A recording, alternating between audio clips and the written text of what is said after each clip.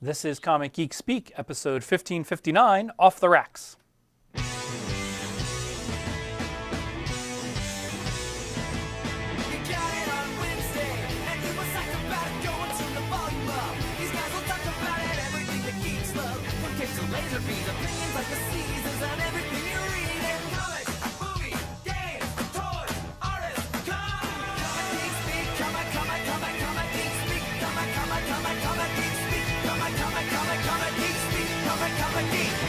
Uniting the world's mightiest heroes. This is... I'm Shane Kelly.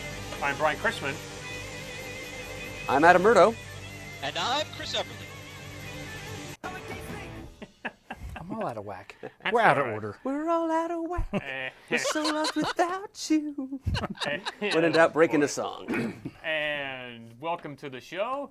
This episode is going to be our Off the Racks episode where we discuss several comics in this episode. Doubling up, Yes, Exactly. somewhat, and calling it audible. in detail. So spoilers aplenty. Oh, yes. We fall a little behind in our Off the Racks of our trying to do a catch-up episode here. I'm actually going to hang around for a little bit to have some things to check out. Then I'm going to take off. But the other three, Mrs. Murdo, Kelly, and Everly, will take you on a trip through Buy, Borrow, Pants for... What are the issues we're going to be going over, gentlemen? Well, let's see. The first wave, which are our selections left over from March, would be Chrononauts #1 from Miller World and Image, Castaways #1, Dark Horse, and then Howard the Duck #1 from Marvel.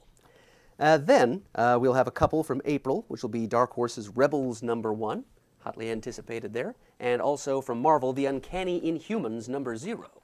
And then, because we ran into a little bit of a DCBS snag with our last selection for the month of April, we're going to actually bump up a May selection and talk about it a little bit early, Marvel's Secret Wars #1. Dun, dun, dun! Which I have yet to read. Another reason why I'm bailing on the episode as well. Actually, let's get into that, and we'll come back to me. The sponsors of this episode is... Discount comic book service. That's dcbservice.com. Go there for all your pre-ordering needs. We've been using them for years. We love them. Check out their bundle packages. They have bundles aplenty every month. Usually there's a special on DC and or Marvel hardcovers and graphic novels. Check out their front page for all the specials that go tick, tick, tick across the bottom of their main little picture windows. Look, I can do squares now. Yeah, definitely go to dcbservice.com for your pre-ordering needs. dcbservice.com. Yes, Don't be a square. You can be a square, man. that's correct. Well, first, I want to start by giving a big thank you to everybody who contacted me via either the forums, Facebook, Twitter, or email about my mother's passing.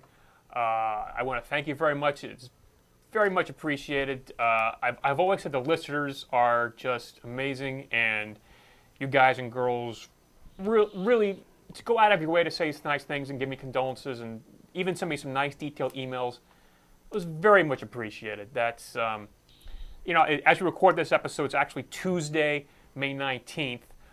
So the episode's only about 48 hours, and I got a lot of responses, so that's very kind. I want to thank you very much for that. You guys are awesome. Also, I just wanted to mention, and you have some email, you have mail there. Oh. I want to get to you at some point, but before I take off, I want to take care of this. We got a letter today from the American Cancer Society. As you may recall, at the London Super Comic Convention back in March, J.K. Woodward helped organize an original art auction to raise money to fight cancer. And we have this card that says, "In remembrance of Jamie D'Alessandro, a memorial gift has been made to the American Cancer Society by James Woodward and the Jamie D'Alessandro Memorial Art Auction." And Jake actually bumped up a little bit of his own, and we raised, and everybody who's donated, we raised $7,000 US dollars. Wow. Holy smokes. Wonderful. Wow, that's great. Yes, with the exchange rate and with some other funds that came in a little late, and JK's own helping out, $7,000. So thank you very much to everybody who was at London and contributed. Thank you to all the artists who donated pieces. We hope to do this again next year. So it's a very, very wonderful thing to be involved. I'm very proud of that. Wow. So that will stay in the studio here, the card. And the reason why I have to bail, besides I didn't read all the off-the-rack picks, is I'm trying to get myself all together because tomorrow, Wednesday, May 20th, will be the final Late Show with David Letterman. And yours truly, Brian Pants Crispman, and what I can't believe, I have secured tickets to this historic taping. I am over the moon. I didn't want to say anything about it ahead of time for fear of, it's a jinx or I'll screw it up somehow. Yep. But no, I'm confirmed. I'm going. I still can't believe until the tickets are in my hand. I'm not going to believe it. So Understood. this could be edited out of the broadcast if something goes, sideways. But I am very excited. Everyone knows I've been a huge fan of his for years. Been watching since 1984. Used to come home from high school, take a nap after school so I could stay up late to watch, because I didn't have a VCR. I didn't know that. I didn't have a VCR in those days, from 84 to 87 when I was in high school. So for my whole high school career, I'd come home, take a nap before dinner, so I could stay up to 1:30 in the morning, because it was on 12:30 to 1:30 to watch Letterman. And once I got a VCR, obviously I didn't have to do that so often. I have DVR. But my very first episode I actually went to in person was in February of 1988. Michael J. Fox was one of the guests that day. Nice. It was viewer mail. It was a Friday.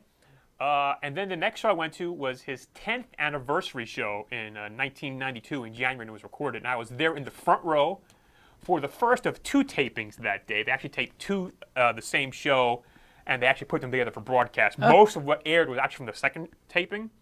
But you can see me, if you know where to look, I'm wearing my What's the Matter You sweatshirt. I'm in the very front row. There was a joke about Paul Songus, and I got in camera for that. But Captain Look, that's me.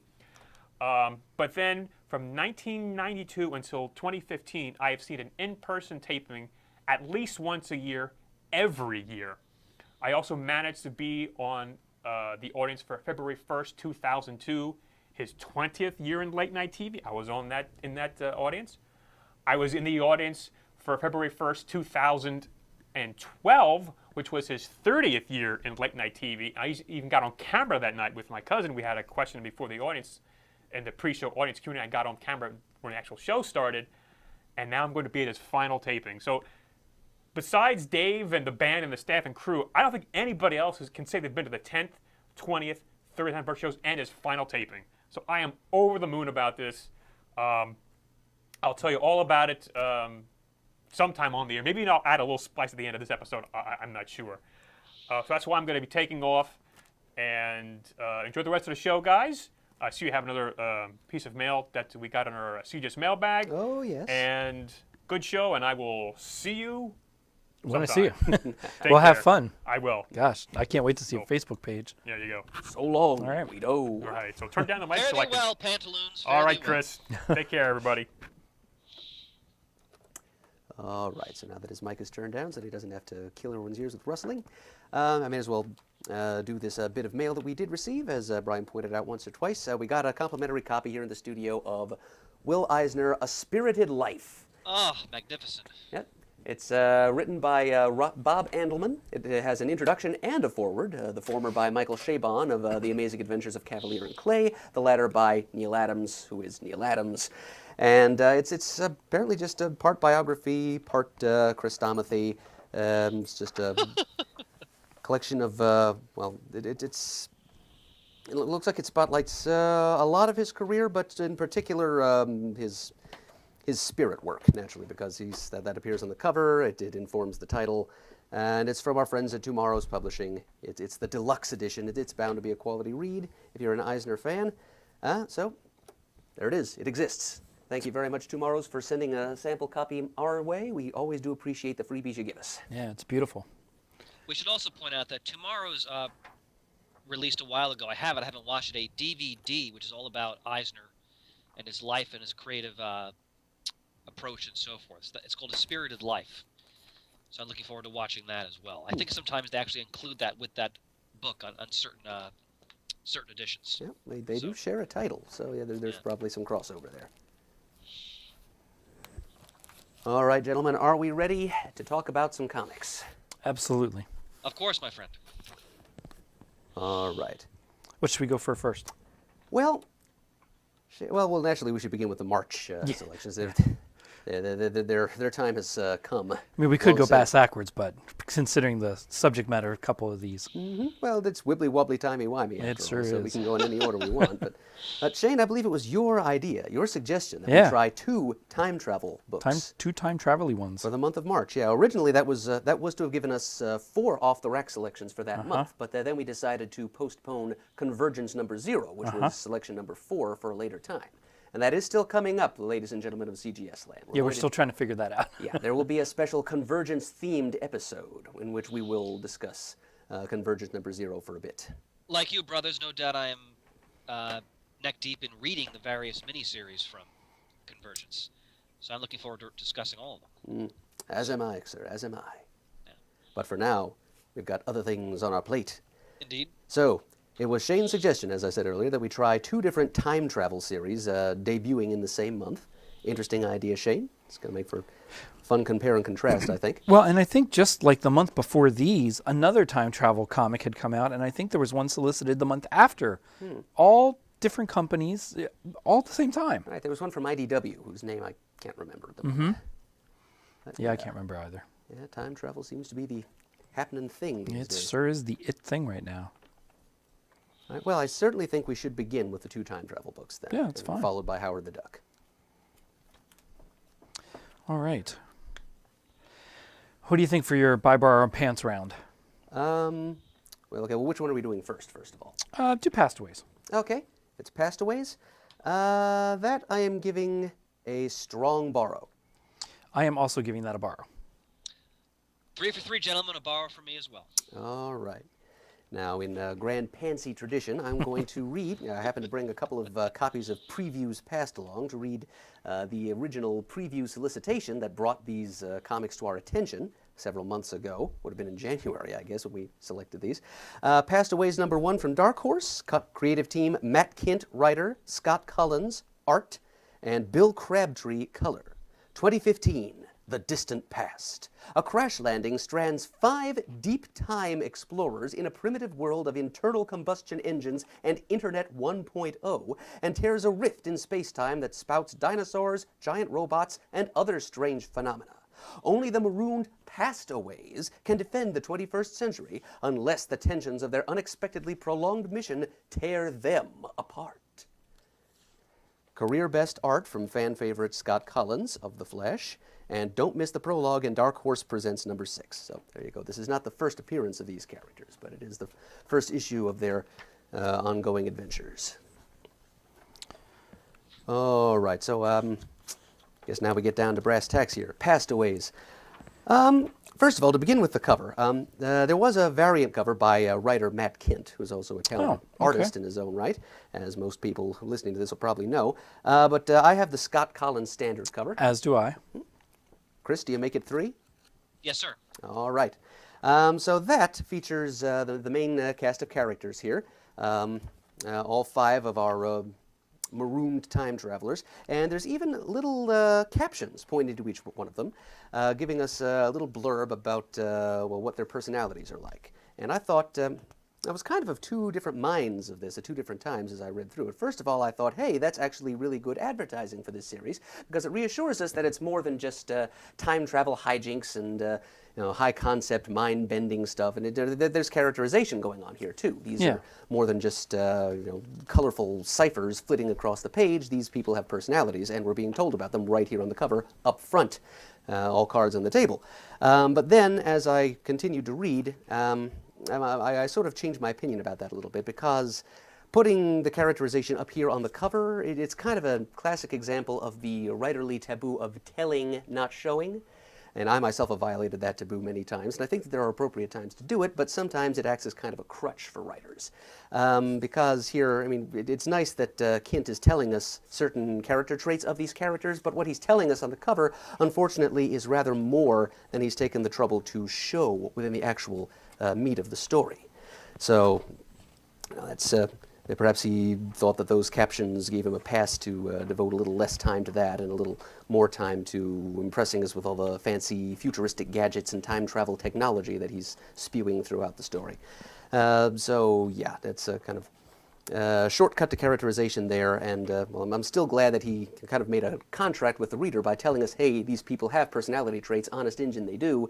Getting inside, it'd be nice if we were, if we had a clearer sense of what the cover was telling us. So then getting into the actual story, reading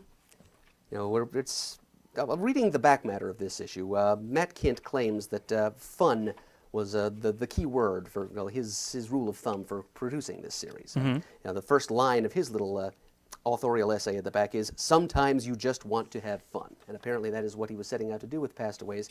And I can feel that. This is more of an adventure yarn and a little less cerebral than some of the other things he's been doing in science fiction comics lately. But then again, in the very first scene, Shane, we run up against a moment that is, for me, what Hitler on the toilet was for you. Okay. All right. Well, I can understand that. In Masterman a little while ago. Yeah, I can understand how that was a turnoff for you. And here we're faced right out of the starting gate with this malicious little cyclopean dragon creature that apparently secretes a highly corrosive acid from a little gland in its anus. And so we're confronted, like 3 pages in, with the image of all the flesh being melted off of a human body by the projectile diarrhea of this nasty little dragon thing. While everybody laughs at first. It's all fun and games until somebody's flesh is melted by the anal secretions of a mini dragon. Yeah, so that was kind of the turnoff for me, Shane. I mean, if this is supposed to be a fun book, and that's what Kindt is trying to drive home to us here, definitions of fun may vary, but when I'm asked to endure an image like that on page 3 of a book like this, I'm already not really having a whole lot of fun. It offended my sensibilities a bit. I mean, things do pick up after that. It's not all gore and gruesomeness. I can see where you're coming from there. That was not my favorite part of the book either. Yep, and so we are then introduced slowly and sketchily to the various members of the Pastaways team. There's Herbert and his lady friend, Ursula, there's her name, the latter of whom is attempting to commit suicide.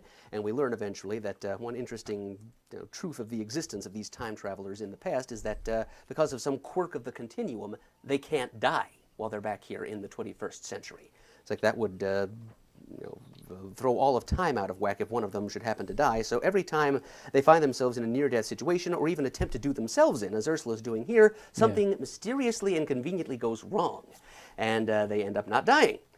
So that takes some of the drama out of it, but it's still kind of fun seeing the many different ways that Matt Kindt writes up little excuses of destiny for how the Pastaways don't die when they're confronted with death.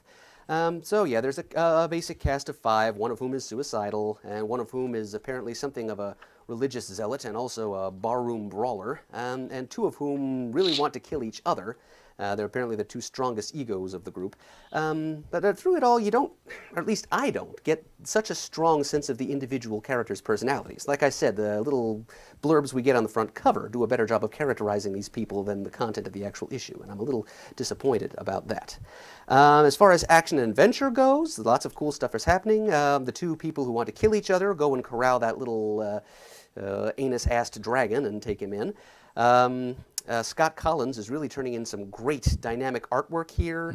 It's the solicitation and previews claimed that this was career best artwork, and I don't know about that, but it's got to come close. I think I'm enjoying this more than I did his stuff on The Flash, if only because I think he's gotten a little bit better at self-inking over the years.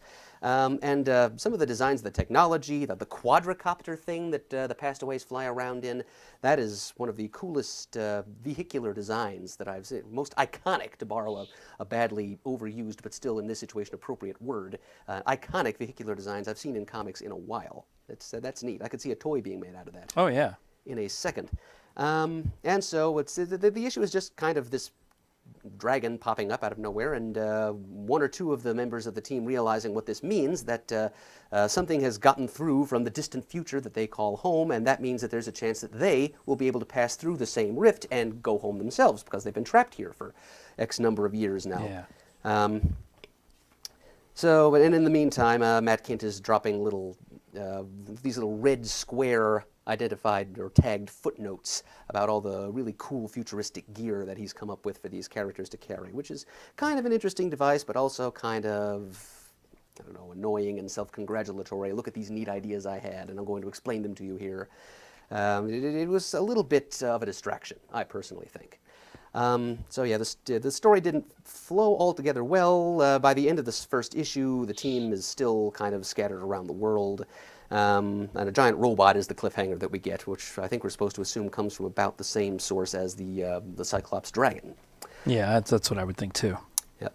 So I think there is an awful lot of potential in this concept. I enjoyed the little text piece at the end in which Herbert puts things into a little more perspective from, that's good characterization, actually. If you didn't read this text piece at the end where the group's documentarian, Herbert, who is helping Ursula to commit suicide when we first see him, it's his point of view and his culture shock at interacting with these 21st century primitives. Whereas this group, I think I read someplace they're supposed to be from like 1,000,000 years in the future. Literally, 1,000,000. Which raises an eyebrow for me, because if they were really from 1,000,000 years in the future, I think evolution would have seen to it that they're not even properly human anymore. So maybe just a couple of millennia would have been enough there, Mr. Kent. No need to resort to hyperbole. And I have to give a shout out before I forget to the colorist, Bill Crabtree, who really makes this whole thing pop. He gets a few words into the end of issue essays as well, and he says that the one imperative he was given by the creators was make it fun. And by gosh, that's what he does. And his interpretation of fun is to slap a whole bunch of bright primary colors all over everything. Lots of vivid reds and yellows and oranges. And well, that's actually a secondary color, but it's, you know what I mean, bright colors. And it really works for me. It makes the whole thing pop, and it feels fun. It is fun coloring. Well done, Bill Crabtree. You've succeeded on that score. But altogether, though, this, like I said earlier, this is a concept that I think has some potential. I think I could get to enjoy these characters, once I see them all together, once I have a stronger sense of what their purpose in the past is, what their collective aims are now that they're stuck here, once I see them antagonize each other a little further, once I see all 5 of them and the chemistry that results from that. But this first issue, gotta say, is not the strongest beginning. And so that's why for this, I could see myself buying for future issues of Castaways, but this was not the best first issue I've ever read. So that's why I confine my rating to a strong borrow.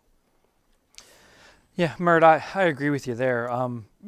The characterization on the cover was fine, and it certainly gets better with the action and some of the characterization throughout the book. I wasn't too keen on the disintegrating body in the beginning either. And even when you get a couple more pages and you see what's his name on the toilet, we have yet another guy on the trail. I'm like, oh, what's really? his name? See, that's there is another bad sign. Well, I'm bad with names in the first couple issues anyway. I couldn't remember, other than Herbert, that's the only name I could remember. I'm like, I just went through Hitler on the toilet. Now I got to watch this guy on the toilet. That kind of stuff just, what, really? But it is what it is. I agree. I've liked Scott Collins since The Flash. I do think he's only getting better. And I certainly like Bill's coloring of the book. It is just fantabulous. Bright, cheery, fun. It sure covers that gambit well.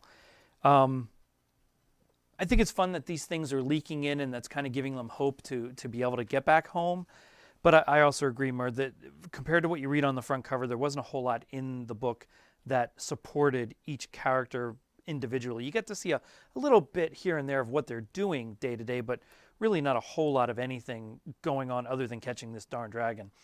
I appreciated the text piece at the end from Herbert, and I liked on the back cover, I liked this little cutaway of the base, just like I felt when I saw G.I. Joe's Pit first cutaway in one of their issues as well.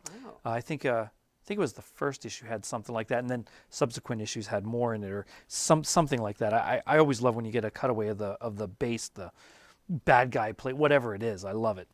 I can see myself buying more of these issues, or as I do with so many things that are not just mainstream DC and Marvel, getting trades or hardbacks of them. It's easier for me to read. I get a better sense of the story. So many things, and it's not a bad thing necessarily, so many things are written for a 6 or 10 issue arc, whatever it is. They are made for a trade. They are made to sell beyond the first print of books, individual comic books, that I do look forward to that as well. I try a lot of things at first pass in an issue, and if it doesn't grab me, I think about it again for a trade, and if it doesn't grab me then, I usually don't bother after that. But this has a lot of potential to be fun. you know they're not getting home in the first 6 issues. Something's going to happen. And even if they do get home, something's going to snap them back. They can't be pastaways if they're not in the past. So while it's exciting for them that they might have a glimmer of hope to get home, it's just not feasible. It's like, as much as I enjoyed enough episodes 1, 2, and 3 of Star Wars, you knew who was going to survive. You knew what was going to happen for the most part. There wasn't too much surprise, and I still enjoyed it. And that's how it was here. Pastaways, they got to be in the past to be enjoyable. It's not like they're going to jump home in the first arc and, oh, that's it, be done. But yeah, it's fun time travel stuff. It just wasn't the strongest first issue, so I think a bar is at a good grade to give it. If I hear or read more about it, and pick it up in the trade or a couple other issues as time goes on, yeah, might grab me a little bit more. But yeah, a bar for the first one. Alrighty, brothers. For me, I came to a very similar conclusion. Murd, I think you really captured everything, as you always do so eloquently. I've never read Matt Kindt before, so I was looking forward to reading this for that alone, because our glorious founder, Mr. Deemer, has always praised Matt Kindt's work, and actually I've ordered the Super Spy Oh, excellent. graphic novel. Eric Nolan Weathington had recommended that to me on the forum, and I'm looking forward to reading that once it arrives. This, again, part of the problem here is there's so many first issues, especially from Image, that are coming out on a regular basis, that there's really a lot of competition, which is a good thing, because that means there's more things to try and to find your niche in terms of your taste and so forth. But I had high expectations for this. I honestly was a little bored by this book. Not enough to give it certainly not enough to give it a pants. It's nowhere near that. But to echo what you said, Shane, as a first issue, especially with the competition that's out there today, even from within Image itself, frankly. Yeah. Not that I was looking for something to hit me over the head, but I wasn't jazzed by this book. I thought the concepts were interesting. I love the art, and I agree the coloring is magnificent in this book, and I think it really captured the tone that it seemed like Kindt was trying to attain. But the story itself just left me cold. Isn't the right word, because if it was cold, I'd give it a pants. I just wasn't that excited by it. I'm not going to regurgitate everything Murd had already said so well about what happened and so forth, but it's an interesting concept. And if I didn't have to pay for the books, which is why it's a borrow, I would probably at least give a few more issues a try. But it did not engage to the point where I put it down going, wow, that's a phenomenal first issue. It was interesting. I could see some real potential. Some of the characters, like the one who keeps wanting to try to kill herself. There's definitely a lot of potential there for the interplay. Or the two characters who can't stand each other, like the leader and another guy. Am I remembering that correctly? Yep. Yeah, okay. Those so are the guys. There's definitely dynamics that are interesting that I'm sure a writer of the caliber reputation of Kindt will explore it to a satisfying degree. But again, in a way, this is a good thing. There's so many interesting comics out there today, and as we all know, we have so little time to read all of them, that to take on a new title in my already stretched reading schedule, it's really gotta floor me, and that didn't happen here. But certainly, I recognize both the skill and the potential inherent in the book. So certainly a borrow. All right. All right. It's nice when we're unanimous on these things. Yeah. Next up, Chrononauts Chrononauts. by Image. All right. Shall I read the You preview shall. solicitation for that? All right. Chrononauts #1. Story by Mark Miller. Art and cover A by Sean Gordon Murphy and Matt Hollingsworth, the colorist, and a couple of other alternate covers. In fact, there's a total of 6. Holy cow. From Mark Miller of Kick-Ass and Sean Gordon Murphy of Punk Rock Jesus comes a bromance for the ages. Corbin Quinn and Danny Riley are two buddies who love to have fun. They're also scientific geniuses. When their research leads them to a time-traveling adventure, will they use their knowledge for the good of all mankind, or use the space-time continuum for their own ends? This is the story of man's first televised steps through the time stream and everything going wrong in the process. Okay. Shane, how do you rate it? I'd give this one a bar or 2. Chris? I gave this a buy. I too am going to give it a borrow, and not quite as strong a borrow as I did Pastaways. Okay. Well, I think mine's just as strong as the Pastaways borrow. I really like the artwork and the coloring. I thought that was top notch. When you're on page, let's see, is it page 1? Page is not numbered, unfortunately. No. 1, 2, 3, 4, where you have the building in the upper left-hand side, the offices underneath. Everything is drawn very precisely, very well, very mechanical. It all looks realistic, yet it's all drawn. I appreciate that architectural, mechanical type drawing, the attention to detail on the desks, the computers, the books, even the colorist had to put different colors on each of those book spines that are on the shelf. And I like that. It just adds more depth to the universe I'm looking at to see that kind of detail. And certainly when you get into the next couple pages with the inner workings of the layer where the time jump happens, when you get into the past and you see the Confederate soldiers, and just every page is filled with detail when it's necessary and no detail when it's not. If you're just looking at Corbin and Dan on one of the pages right after that, and the whole page is focused on them because of what they're doing, there's not a lot of detail, and that makes sense because you're focused on the two main characters.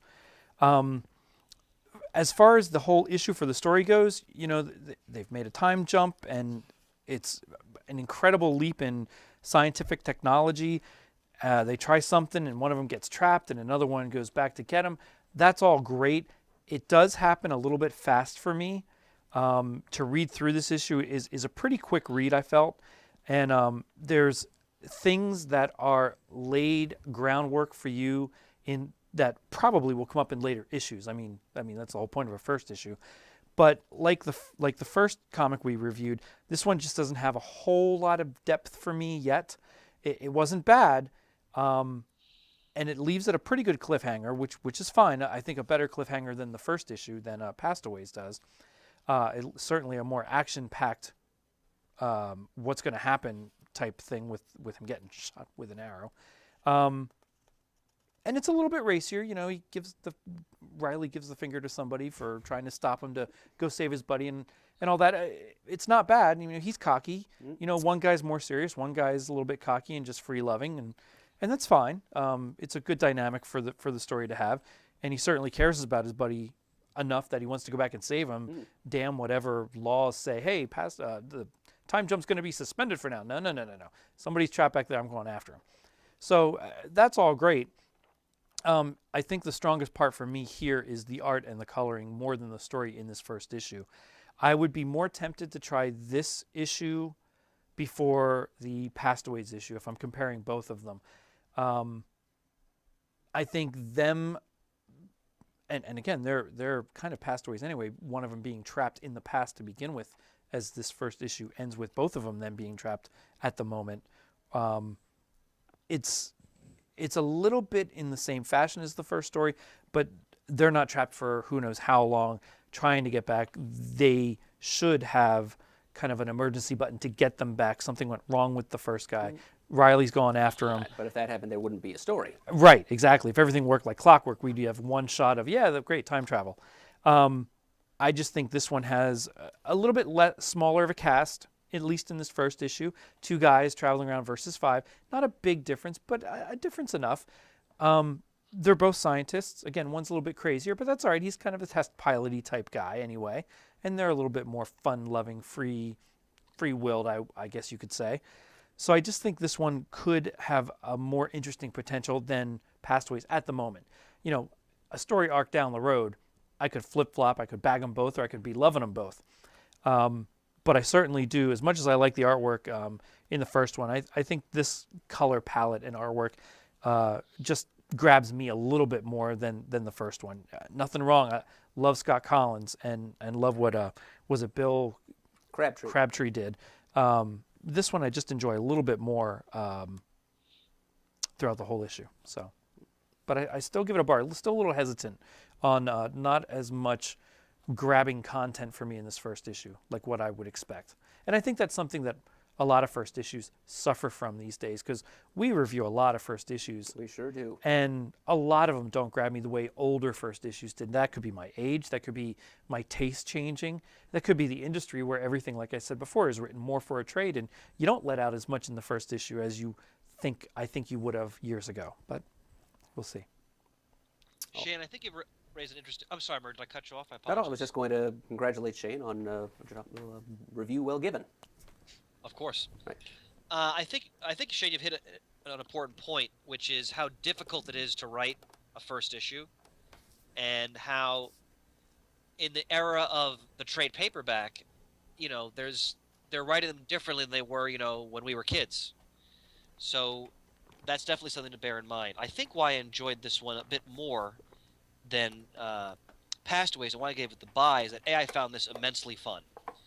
I'm a big Mark Millar fan. I usually enjoy his work, and I enjoyed the tone of the book. I always love a good buddy story. Sure. And they definitely had established a good dynamic for that.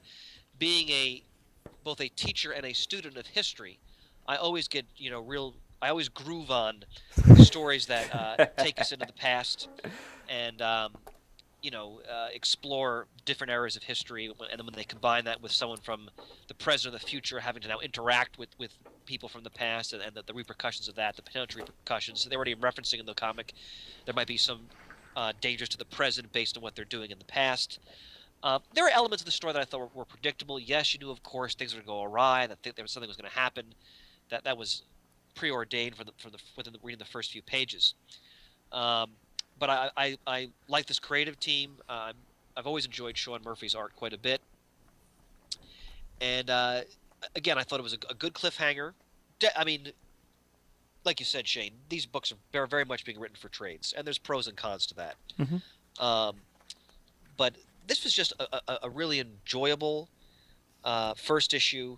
I will definitely read the second one. In fact, the second one's out already. It's on the shelf in my shop, so I'll pick it up tomorrow and grab it because this is back in March. So it was just fun. It was a fun time jumping story that I think has a lot of potential for great action, for humor.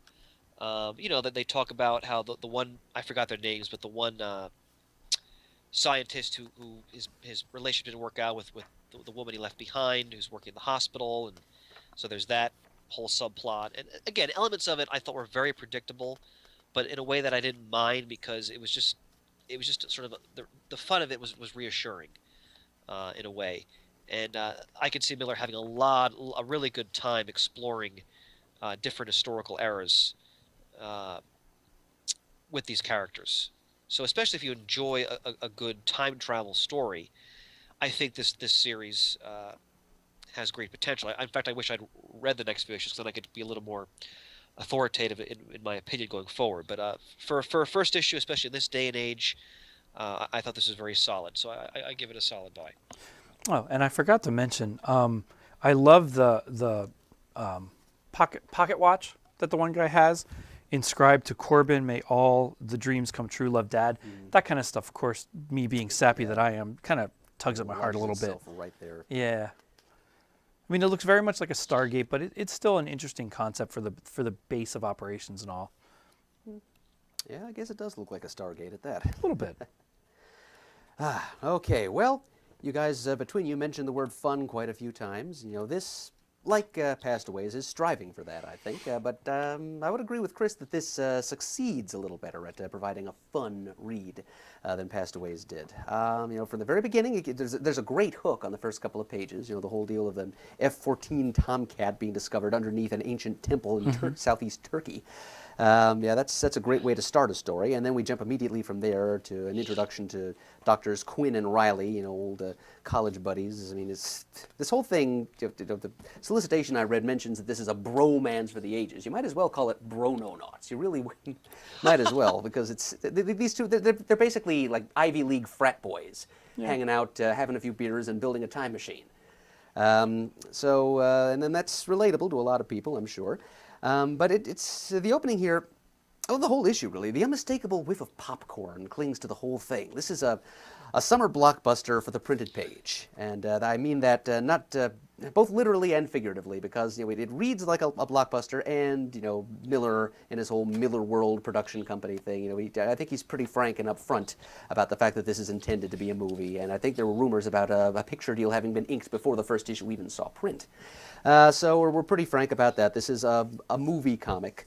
And it reads very well in that regard. I mean, it reminded me a little bit of like the 80s action-adventure blockbusters that we all remember so fondly and that have spawned such great, lasting entertainment franchises. Ghostbusters comes immediately to mind because we start with something weird and unexplainable happening, like this fighter jet showing up underneath an ancient temple. And the next thing you know, a bunch of old friends are throwing on jumpsuits and strapping on advanced technology and going out there to have adventures. As it was with Spangler, Stantz, and Venkman, so it is with Quinn and Riley here in this first issue. And then we skip in time forward a little bit, no pun intended there, to we don't see the whole developmental beta testing process. We go directly to the first, the maiden voyage of the time probe, and I love the intercutting of all these different scenes of just of normal people watching at home. This is supposed to be the equivalent of the first moon landing, how that brought the world together as they all were glued to their TV sets all across the world, different places, different walks of life. My favorite panel in the whole thing, I think, is the one set, it's here at the bottom of page 6, in the strip joint.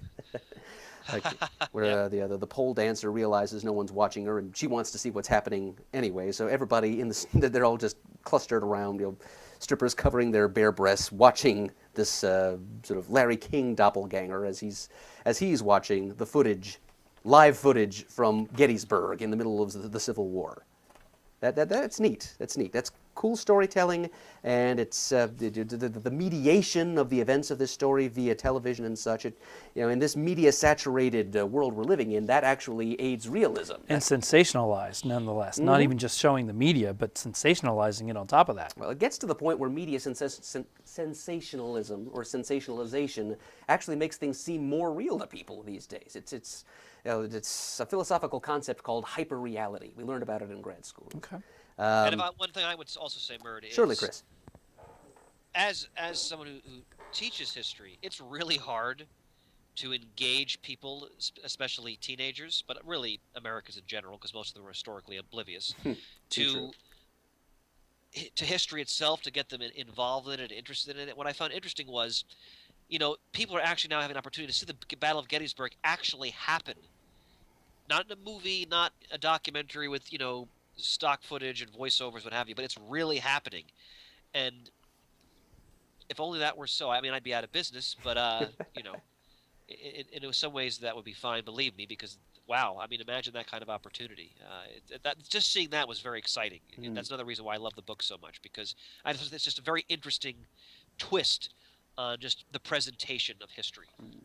Yep, I'm not the history buff you are, Chris, but I shared in your excitement. That would be really cool. Yeah. If we got that opportunity. And then the adventure kicks off, and as Shane said, the inevitable malfunction occurs, and then it becomes just kind of a rescue and extraction kind of story. The potential for future stories becomes somewhat obscured by that, because all you're left with is, oh no, someone's trapped in the past, and we have to go back there and rescue him. Yeah, so we don't really know where the story will go after that. If the rest of this first arc is just going to be the two doctors trapped back in whichever time period it was, 1504 Samarkand. That's where they're stuck. Or if the extraction will happen in the next issue, and then they'll be bouncing off to their next attempt. Yeah. So this first issue, it really did. It was a great introduction. It was. You mentioned what a quick read it was, Shane, but that's just lightning quick pacing. Yeah. And it just goes right through your system like popcorn. Metaphorically speaking, just like you eat popcorn, it goes down your gullet and it's gone instantly, and you enjoy every minute of it. Same thing with this story. So it's. I would actually say that this is a stronger first issue than was Past Aways number 1. I would say that. Now that's the thing, though. I would say that Past Aways as a series is probably the premise with more promise in the long run, but it did not do the work of pulling you in, hooking you, and it's not as immediately accessible as this light, fun action blockbuster of a comic Chrononauts did. So it's what we always talk about, the opposition of concept and execution. Well, in this case, I think the stronger concept lies with Past Aways, but the execution hands down goes to Chrononauts. I agree with your points about the art, Shane. It's Sean Gordon Murphy is enjoyable to see, and he's an artist who's done mostly Vertigo work in the past. Punk Rock Jesus, and he did Joe the Barbarian with Grant Morrison, and just the level of detail, the variable level of detail, as you alluded to, Shane, in the artwork is always very impressive. There's this profuse, whiskery line work that he does. He just throws these fists full of fine, bristly lines all over the place, and somehow comes up with artwork that is both more and less detailed than average, as needed. As you said, Shane, more detailed when you need it and less detailed when you don't. And even like there's pages with the crowd of people watching them on stage or something, and even though less detail is needed, they're still individuals for the first like 20 or 30 people you can see at any given time. Yeah, so he's doing some fine work here. It's a style that well, there are only 2 or 3 other artists working in comics can approximate. And so it's exciting and it's dynamic, and I love the visuals when the scientists are actually traveling through time. You see those like a clock face in the background, Roman numerals. So that's not exactly scientific, but it is artistic and it is effective. fun. It's like a comic book tradition almost. And there was one more sort of art-related point I was going to make, but I cannot at this precise moment think of what it is.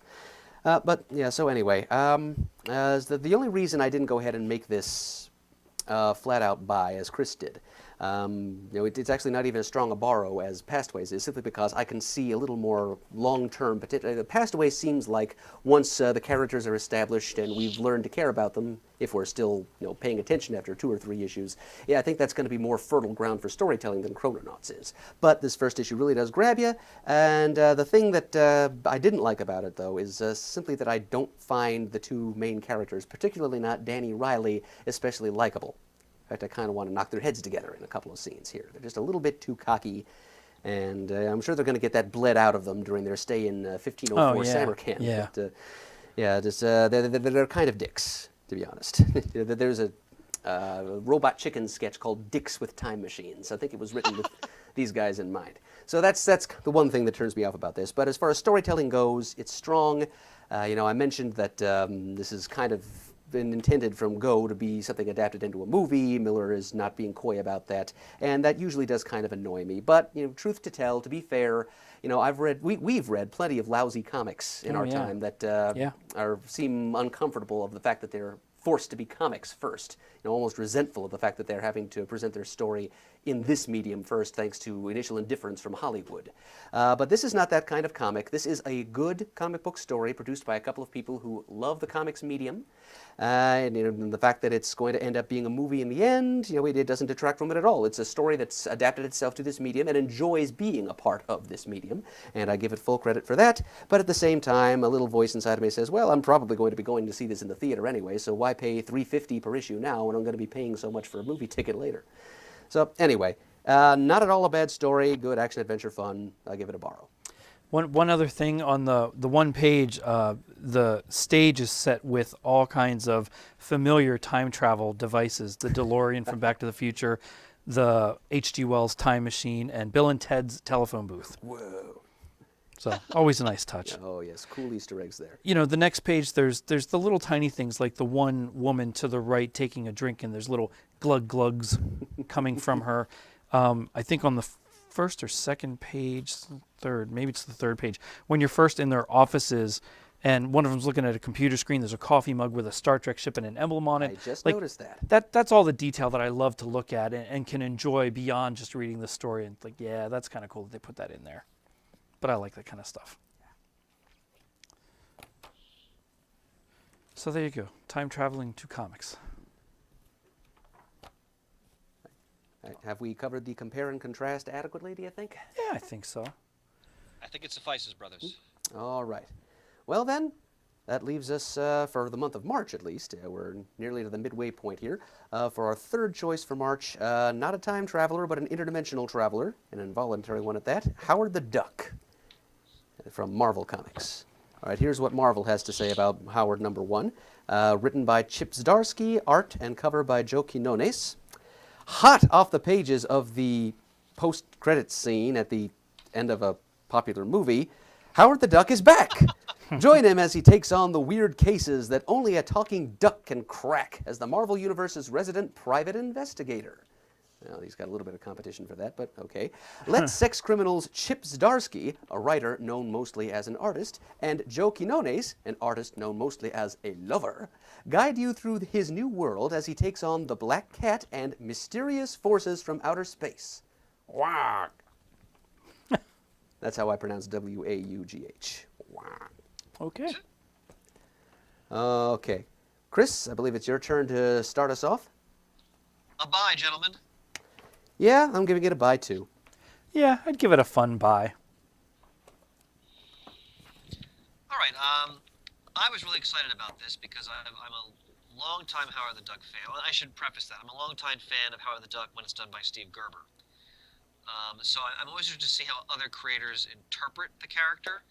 I think part of the challenge of that is Gerber so indelibly put his creative stamp on the character of Howard the Duck, which he, of course, created back in the 70s, that I've found over the years that when other people take on the character, kind of like Starlin with Thanos, it often does not measure up. There have been fun attempts, like when Howard the Duck appeared in Generation X a couple times. I think of a few other things, but and he's appeared a couple times in the classic Dan Slott She-Hulk series. But again, if it's not Gerber, I'm always going to with a bit of a bias, and the results for me as a reader have always been mixed when it comes to reading other creators attempting to interpret the character. Having said that, I was excited about this because, first of all, the writer is Chip Zdarsky, who is the penciler on Sex Criminals, which I think is one of the best titles being produced today. So I was looking forward to seeing how he would interpret Howard and how he'd apply humor, because Sex Criminals is often a very funny book, to Howard the Duck. And I have to say, in all of the non-Gerber interpretations of Howard I've read over the years, I think this is one of the best. First of all, I love the idea of Howard as a private eye. I think that is a perfect fit. The art by Joe Quinones, I think really captures sort of the eccentric and whimsical aspects of the character and his experiences. There's a lot of great humor in this book. When Howard the Duck is used appropriately, in my opinion, he is often used as sort of a satirical foil for the Marvel Universe, and he often will comment on or be involved in situations that tend to poke fun at some of the more, serious sides of that universe, and that's definitely the case here. I think just a key moment for me, just as a quick aside, is when, at the end of the story, again, there's no letter, there's no page numbers, but when Howard is whisked off across the universe, and Spider-Man has a breakdown and starts sobbing, Uncle Ben, no, which I thought was quite funny, because Howard has disappeared, and it's just a good Howard the Duck story tends to poke fun at many of sort of the sacred cows of the Marvel Universe, and I enjoyed his interaction with She-Hulk, because that's kind of picked up from the Slott run, where the last thing she wants is to be one of Howard's actual friends. But she just can't seem to get rid of him. And this was for a non-Gerber Howard the Duck, I think this is really strong. Yes, Marvel's, again, they're milking the movie universe. They bring in Rocket Raccoon at the end, and they're going to go the whole Guardians route and all that. But that's fine. But I think a strong initial offering, a lot of fun. I laughed out loud at certain points. Like with any good Howard the Duck story, it's helpful to read it a couple of times, because there's often, subtext you might miss. Because we have to remember, when Howard first created it, he was meant as a satirical commentary on a lot of 1970s pop culture. And I think a good Howard the Duck story continues that tradition in terms of the modern day. I love the montage scene of him training, wearing the Guinea tee, no harm, no foul, with a W. I thought this was again, to use the term, really fun, and Howard the Duck book should be. So definitely a buy. Yeah, very happy to hear you say all of that, Chris, because I lack your experience with the Steve Gerber original material. I don't think I've read more than a single issue of the 70s Howard the Duck stuff. My friend, as someone who was born at the end of the decade you should have actually lived through, considering your predilections, you must read Howard the Duck. You will enjoy it thoroughly. In fact, Murd, I'm going to bring the omnibus to the studio. You may borrow it. Excellent. Thank you, Chris. You got it, brother. That'll keep me company behind the counter at the Christmas shop in Stone Harbor when that time comes. Terrific. And that time's coming soon. All right, so I'm glad to hear you say that as someone who does know and appreciate the original stuff, that this holds up to it, because I really was not sure.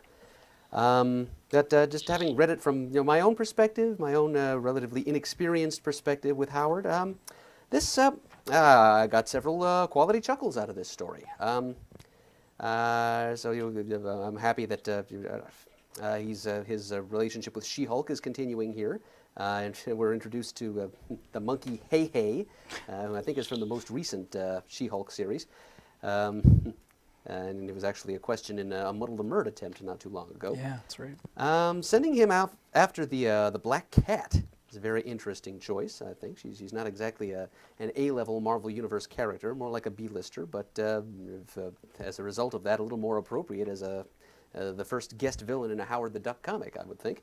I thought Peter Parker, Spider-Man, was handled pretty well here, Chris, although I take your point about upsetting the sacred cows and Spider-Man's obsession with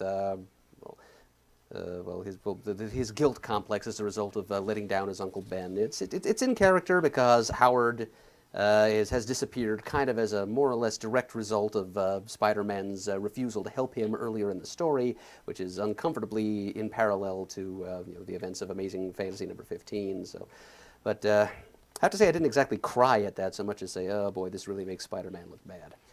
Bird, I think that was really done more for dark humor purposes than anything else. That's my take on it anyway. Well, it works that way, certainly. It's just, it just didn't make me laugh, that's all I'm saying.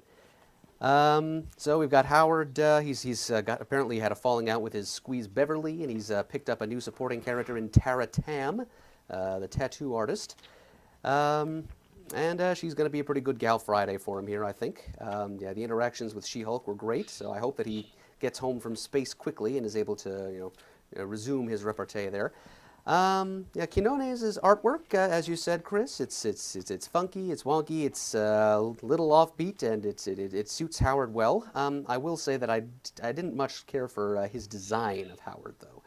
He doesn't look quite, I've seen enough images of the way Howard used to look in the old days to know that he looks like, less Disney and or Daffy and more, he looks more like the 80s version of Howard.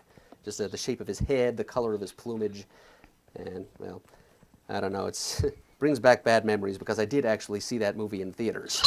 So, no, I saw it on HBO. I was HBO. I owned the novelization of that movie. Nice. That's a quirky little thing to have. Yeah, I guess so. Somebody might actually pay me money for it someday. I will happily take that money. Zdarsky, you can, as writer, you can see the Matt Fraction influence here because he's exhibiting kind of the same sort of sense of humor that Fraction brings to the things that he writes, and that is a very good thing indeed. It was kind of getting a little bit old for me by the end, so I think all the way around, Chris, we'll have to say that my buy is a slightly weaker buy than yours for this first issue. So then the Guardian showing up at the end of his first issue, just like he showed up at the end of their first movie. It's good parallelism. The circle's completed, and the cover of the next issue with all the Guardians taking a selfie with the duck lips. Yeah, that's funny stuff. Yeah. So I can see this series is going to be kind of a fun romp. I don't know how many more issues of it I'm going to buy because I don't know if it's $4 worth of fun, which is my typical excuse, and I can only afford to buy so many $3.99 monthly series, as we always say. But it was good for several laughs, and as Chris said, you should probably, those of you listening at home, if you've read it once, go back through and read it again a few times because Quinones did throw in a few little visual gags here and there. Just look at the front cover. Look for the Bye Bye Birdie playbill underneath his coffee mug. I didn't even see that the first time. And the dancing Groot on top of the filing cabinet. Yeah. So yeah, it's pretty good stuff. So yeah, I do. I laughed enough that I'll give it a buy. One other thing I would point out about the art, because you made a good point where this is definitely a different artistic interpretation of Howard compared to sort of his classic look from the 1970s. But one thing I will say that really caught me right away where I knew I'd probably enjoy this was when they show Howard sitting in prison with his arms crossed and that pissed off look on his face. That is quintessential Howard the Duck. That is a great slow burn. Just the demeanor of, what the hell am I doing here? How did I get in this situation again? You know, Didn't ask why for any of me? this crap. Yep, having to suffer fools. That's quintessential Howard the Duck. So I was once I saw that expression, I knew this book had a real shot. Sorry, Shane, go ahead. No, that's fine. I have probably as much experience with Howard the Duck, including the movie, as what Murd does. So I wasn't sure what to think of this going in. I didn't know if he was always this bombarded with other Marvel characters going through his book, which seemed a little heavy to me in this, but it didn't detract from the funniness of it. With what jokes they were trying to tell here, I laughed at stuff. I thought it was funny. I'm trying to get my kids to read it. They're not interested at the moment. Did you show them the page with Rocket? I did. And that wasn't enough, huh? Nah, Ben's in a funk right now, I guess. Ah, poor Ben. Now the school year's nearly over. His mood will improve. Yeah, that's what I'm hoping. God. Yeah, him and me both, brother. Yeah. But knowing, like Murd said, knowing that you like it, Chris, as much as you do, being the aficionado of Howard the Duck that you are, I appreciate that a little bit more, that there was some extra effort taken into writing and drawing this book than what previous iterations might have shown us. I thought a lot of the gag jokes were funny. Howard, I certainly like the private eye 40s style clothes and hat and all that. I like that well enough. I like that She-Hulk's in it, and he's got a new sidekick, and some of the Marvel characters that come in and out of there. I knew from previews, looking ahead, that the Guardians were going to be in it, and thought that it was kind of funny in my mind because I like the movie so much that it was funny that they're kind of going back and forth with him showing up in the movie, them showing up in his book. The only thing, I agree with you, Murd, that $3.99 probably a little bit too much for a book like this for me, for something that could very well be kid-friendly. And I'm not sure that Howard's supposed to be kid-friendly, but I think Ben would get a kick out of this book. It's more kid-friendly than Chrononauts, let's put it that way. Yeah. I don't know how many stories like this I could care to buy at $3.99 to just split between him and I to read. Again, I'd probably fall back on a trade for something like this. My son certainly has a trade mentality to him. He prefers that over individual issues on a lot of things other than Rocket and Nova and Guardians, which is why I was kind of hoping that would sort of hook him into reading this and maybe wanting this a little bit. But he just didn't take to it yet. He flipped through it and was like, oh, okay, it's a duck. I guess Howard himself couldn't have said it better. It's a little bit lost on him, I guess. He did get, oh, that's the thing that was at the end of Guardians. Yeah, that was the thing. So he's making the correlations, but it's just not in his mindset yet. And nothing wrong with that. You know, it might be laying out on the table sometime, and he'll pick it up and start reading it, and he'll, oh, yeah, get me all this, which is fine. I like the little nods of the Cat in the Hat and Charlotte's Web and books that I've enjoyed as a kid and that my kids have enjoyed are in there as just funny little bits of things he pulls out. I like when he's in the apartment rummaging through things and the owner comes in and she says, I'm being robbed by a talking pizza duck, and he's like, quack. It just made me chuckle.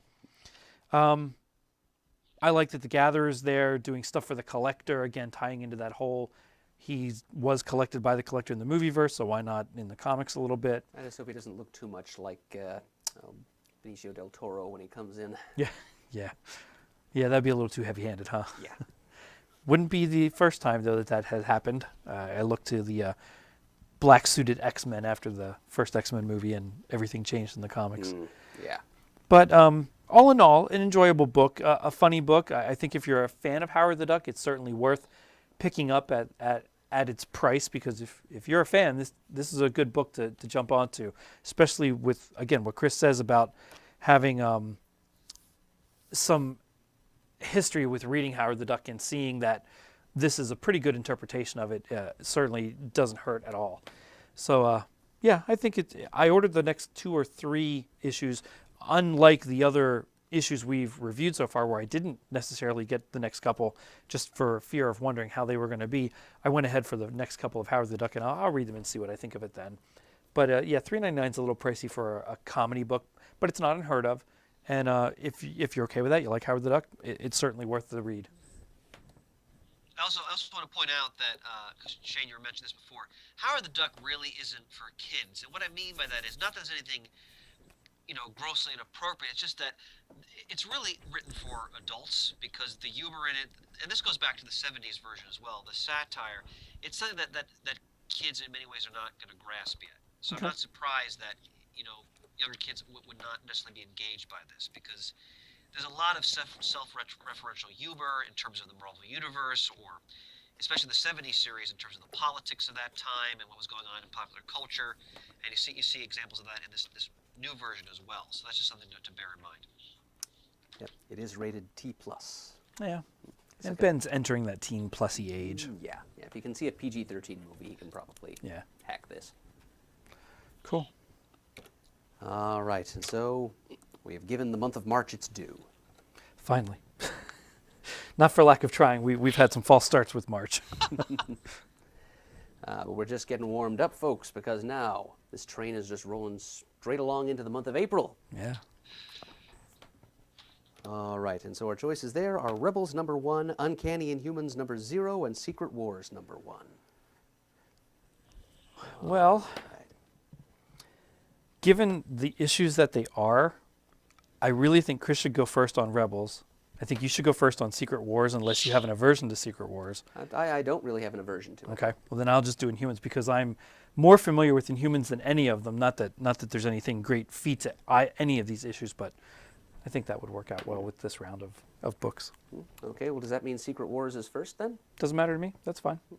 Okay, because Secret Wars is technically our May selection. So it's getting bumped up in the queue just because, some apologies to Wonder Woman 77 Special #1, because that was a little later than expected from the publisher. Yeah, and yeah. Therefore, those of us who are doing the DCBS thing were not able to get our copy in time to talk about it here.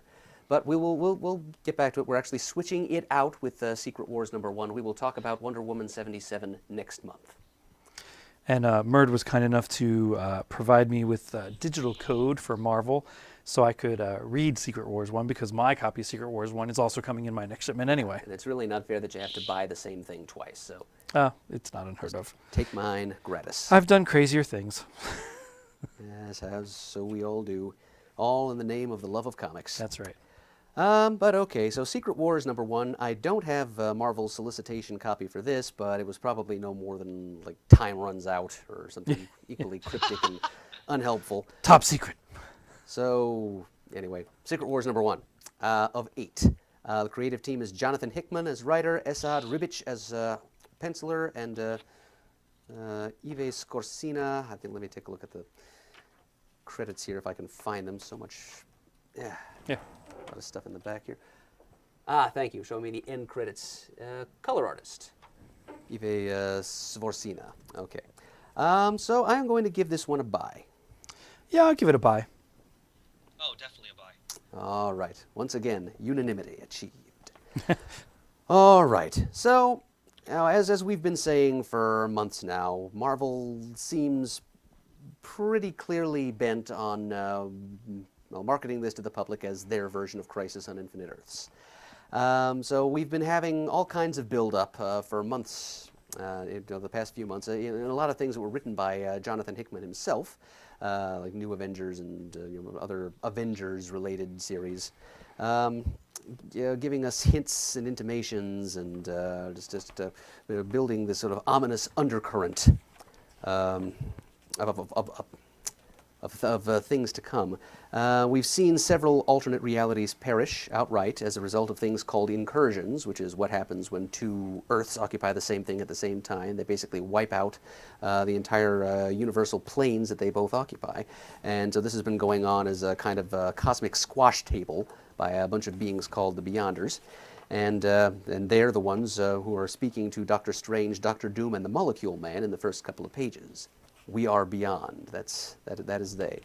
And Chris was good enough the last time. I was at his house for Free Comic Book Day weekend, and he let me see one of these issues. I'm sorry, Chris. I don't even know which issue, which series it was, let alone which issue. It was the last issue of New Avengers, my friend. All right, thank you. In which we see a lot of Doom and Molecule Man, who are going to be very important figures in this story as it continues to unfold. As Doom should be. Yes, certainly. And he certainly was big enough in the first Secret Wars. So anytime big things are happening in the Marvel Universe, especially when Hickman is writing them, because He is one writer who respects a monolithic intellect, is Jonathan Hickman. But in this first issue, what we get mainly is chaos and destruction. And that's, I guess, an important aspect of any apocalyptic story. Now, there's going to be a lot of comparisons between this and Crisis, and as we've said multiple times here on this podcast, that seems to be exactly what Marvel wants, so we'll just compare and contrast away, I say. So we've got boom booms happening. So we're kind of beginning in the middle of everything, and that is one criticism I do have for this issue is that with all the wasted space here, with giving us a 2-page credit splash and all these full-page title cards that Hickman is so fond of, they could have at least given us a few words of recap. I mean, it's nice of them to give us a cast list, as Marvel usually does for these big events, but just a few words telling us what's been going on in these Hickman-written Avengers titles that have served as the lead up to this, as time has been running out, as Marvel's previews entries have told us time and time again. All right, so what's been happening while time has been running out? What's the 411 here? Well, a few more particulars. That said, having read the entire issue, I was not quite as lost as I expected I would be. All you really need to know is that the Marvel Universe and the Ultimate Universe are about to have an incursion of their own. They're about to collide and destroy each other. And this issue is just what happens as various superhuman beings from both universes engage in an ultimately futile battle against one another, hoping that, just the being superheroes, just punching something seems to be their best solution to a world-threatening problem. And the ultimate version of Reed Richards is there with a cabal, a so-called cabal, of Earth 616 beings of power, including Terrax, Namor, Maximus the Mad of the Inhumans, and Thanos, of course. And he is actually up there with this cabal standing off to one side secretly. He's actually fomenting this conflict. He's actually encouraging Ultimate Nick Fury and his team of Ultimates to make a preemptive strike against the mainstream Marvel Universe. Knowing all the while, Reed Richards does, that this is not going to solve anything. The fates, mutually assured destruction is already in place. Nothing can stop it. All Reed Richards wants to do is have this conflict buy a little bit of time so that he can move some chess pieces around, and maybe once both universes have destroyed each other, he can build something really cool from the ashes. Yeah, so this Reed Richards is really kind of a bastard. Yeah. And, I know next to nothing about the Ultimate Universe, but I already know I do not like this version of Reed Richards, as indeed I don't think we're meant to. No. And my eyebrow really went up when Ultimate Nick Fury tells Ultimate Hawkeye he's a 1,000-year-old problem child who destroyed most of Europe on a lark. So, no, we definitely can't trust him. And how right Nick Fury was.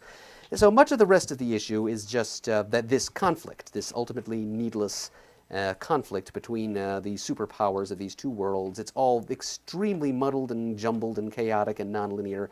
And Hickman could have told the story in a more clear way, but you know what? It's the end of the world. 2 universes are being destroyed here. It's supposed to be disordered and confusing. Things are supposed to be difficult to follow. Goodness knows how confusing it must seem to the residents of these 2 universes as they end.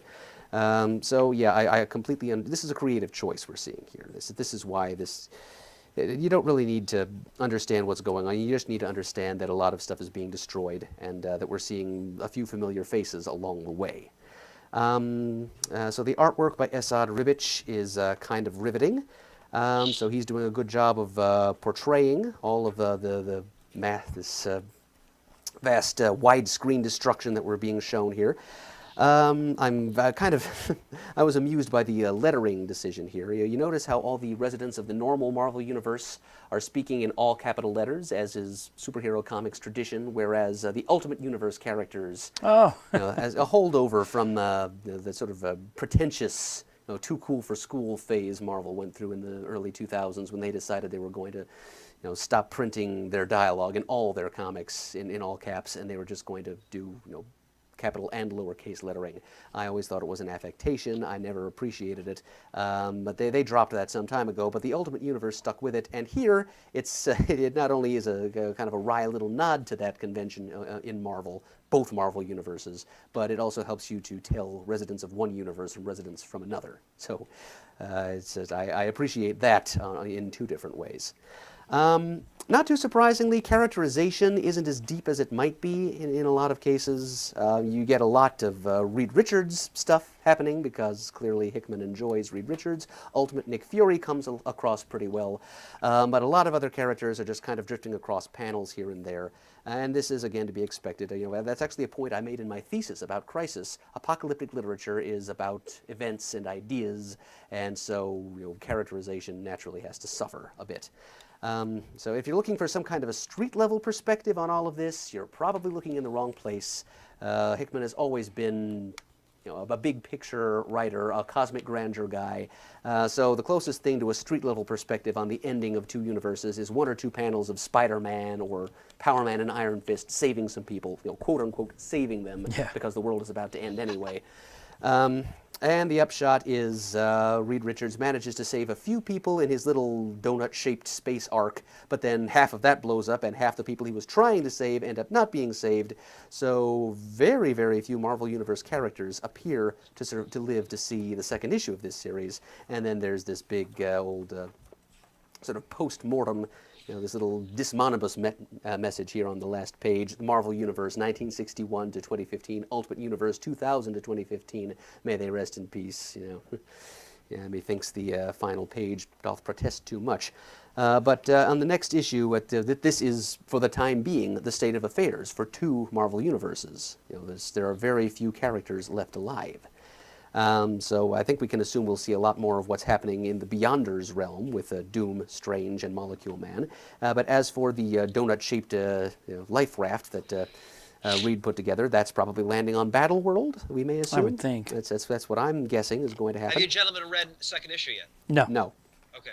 I won't say anything. Yes, please don't. Thanks. But this is a great, it's a great cliffhanger. I mean, I can't deny that, as ambivalent as I am about what Hickman and the rest of Marvel is trying to do here, and what reasons they may or may not have for doing it. I have to admit that this was a good first issue.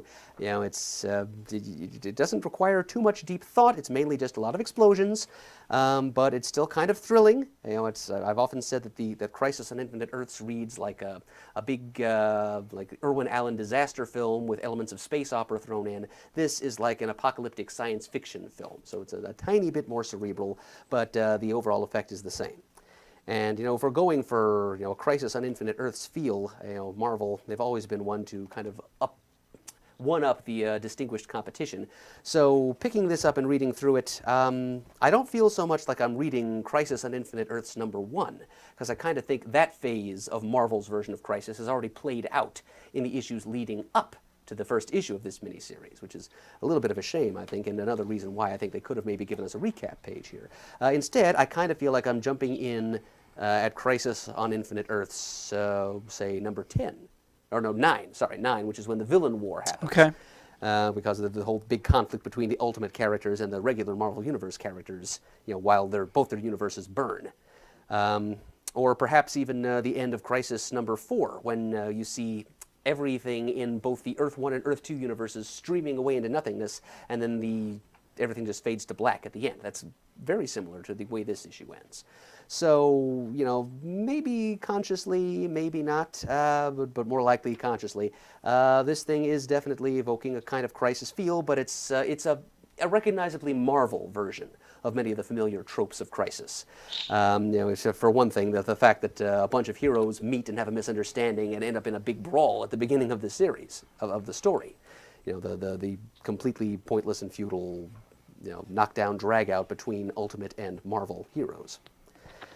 So, yeah, so we're going to hear a lot more from a couple of different Reed Richards in the future, and I'm sure Hickman is going to have a good time writing the denizens of a whole bunch of different Marvel alternate realities. So it's interesting apocalyptic pageantry happening here, and for Crisisophiles, there is a lot of interest. We'll just see what the upshot of the story happens to be, but it's off to a pretty good start. So I got to give it a buy. Wow, Mert, I love when you go first. I agree with a lot of what you said. It has a great Crisis feel to it. I had not read much of what was leading up to this, so I can see your point and kind of agree with you that you're jumping into the middle of Crisis on Infinite Earths kind of story already, with all the stuff building up to the first 4 issues or so already have happened. I didn't feel as lost as I thought I was going to be. I was a little bit nervous about that. I didn't necessarily take notice of the lowercase versus uppercase talk between them. It's a cool but detail, though, right? It is, but I didn't have a problem following everybody through the whole first issue. I find it interesting that the Ultimate Universe is really invading the 616 universe versus them meeting somewhere in the middle or vice versa, that it's the Ultimates making the first incursion. And that's it's in Reed. character, though. Yeah, and that's what Reed Richards is saying. Go first. Do it now. You're certainly not supposed to like him. He is a total ass. And he certainly has his own plans about what's going to happen. Knowing that this is going to happen, he gets to play around with whatever's left over. So he thinks. I can't imagine that that's going to happen the way he thinks it is either. I like the idea of the 616 Reed Richards creating a lifeboat and getting together the top people of this, that, or the other thing to try and restart the human race somewhere else, since no matter what they're going to do, they cannot save this Earth. I enjoyed Scott bringing in the Phoenix power and releasing that, trying to save what's left of Earth. So that'll pay story dividends later on. Oh, absolutely. I liked everybody, like you said, the street level characters saving actual people. Was nice to show that they're still not giving up. I mean, it's hopeless, but they're not giving up. And to them, they may not know it's hopeless. I mean, they are the street level characters. They're not in Reed Richards' building or lifeboat learning what everybody else is, knowing that they're saving people here, there, or everywhere for whatever's going on. Maybe that was explained in Spider-Man issues leading up to it. I don't know. But to me, it just seemed like they were doing business as usual, trying to save as many people as they could and do whatever good they could. It was exciting. It was action-paced. I thought it was pretty well written. I didn't find much of it boring. I like the cast page to see all the players from both universes. I would have liked the recap page as well, but that's fine. I didn't feel as lost as what I thought I would be, not having read anything leading up to this. And that's the way I've read most Marvel events like this over the last few years. I don't read much going into it, but I read the whole main story. I think this one has the potential to be better than a lot of those. And part of that's a little bit selfish in that it's Crisis-like. So there's a tinge of nostalgia for me in the enjoyment of that. Having all these years saying, and others, either on the show or not, saying, well, they have multiple universes. They just don't say it. Well, here you are. They're saying it. Everything's destroyed except these two, and now they're going to go kablooey. So that was kind of fun for me. As it probably was you and many other Marvel fans wondering the same thing, and Crisis fans as well. I think if you've never read Marvel and you like Crisis on Infinite Earths and you want to read something like it from Marvel, pick this up. It's not going to hurt. It is a little pricey, but it's an event, so I'll give it a little bit of an edge there to be a little more expensive. I'm not sure the actual page count to see if it warrants the higher price, but it's pretty big. It seems like it's big. It certainly wasn't a slow, boring read, but it sure took me a little bit longer to read than your average everyday book. I'm really curious to see what happens and how they play the rest of this Secret Wars out. I know the first Secret Wars was all toy-based, and I didn't read any of it. I still haven't read any of it all these years later. And that's something that I do want to correct someday. But yeah, I had a good time reading this. It was fun. Instead of the big red skies, you had big white skies, and it's nothing wrong with that. Yeah, I enjoyed it. It was fun. I look forward to see what the rest of Secret Wars holds. Alrighty, brethren. I'm sorry, Murray, if you have to say something? Yeah, I was just going to tell Shane that it's a 60-pager. Oh, good. Although some of those pages are taken up with advertising and preview of Uncanny Inhumans number 0. Well, here you go. 40 pages of actual content, according to the iPad, because they don't have any of the advertisements on the digital copy. So that 40 pages isn't bad. Well, now, are we counting the title card pages? Yeah, they count the title card pages. And the credits pages as well? Yeah, okay. And the memoriam and all that.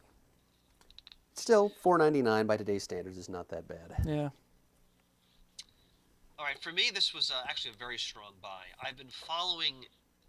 We have to remind ourselves, and perhaps some listeners, the build-up for this has been a long time coming. I mean, the whole Incursion storyline has been a running theme, especially in New Avengers, which is a Hickman scribe book from its outset. and also the other Avengers title for months. I mean, correct me if I'm wrong. I mean, it may even be as long as a year. They've I been would building up to this think. for quite some time. So I was looking forward to seeing what Hickman was going to do. Now, as Murd mentioned earlier, I was looking forward to this also because one of the reasons I've always loved Marvel so much is the emphasis on characterization. And an epic like this, naturally, that's diluted to some degree. So I'm also going to be glad when this is over, so they can get back to focusing on the characters in the Marvel Universe. Because by the very nature of the story, I'm not complaining because I've enjoyed it. The whole build up to what Hickman was doing, I loved it. But a lot of the small, quiet moments I think make Marvel great were often missing. Not always, but often, because just by the very nature of the build up towards this epic cosmic event.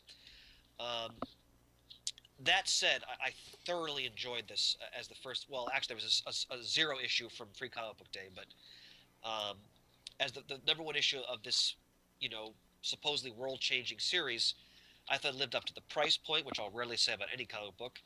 Um, I loved Assad Ribick's art when I saw it in Thor. Um, After seeing this, this is some of the most breathtaking art I've seen in a comic book in quite some time. His image of Doctor Doom's eyes, as he says, as he responds to the Beyonders, I, Doom, is breathtaking. This is phenomenal artwork, and very much living up to the standard of you know, the stakes in this story, per se. I think Ribic also draws one of the most terrifying Thanoses I've ever seen.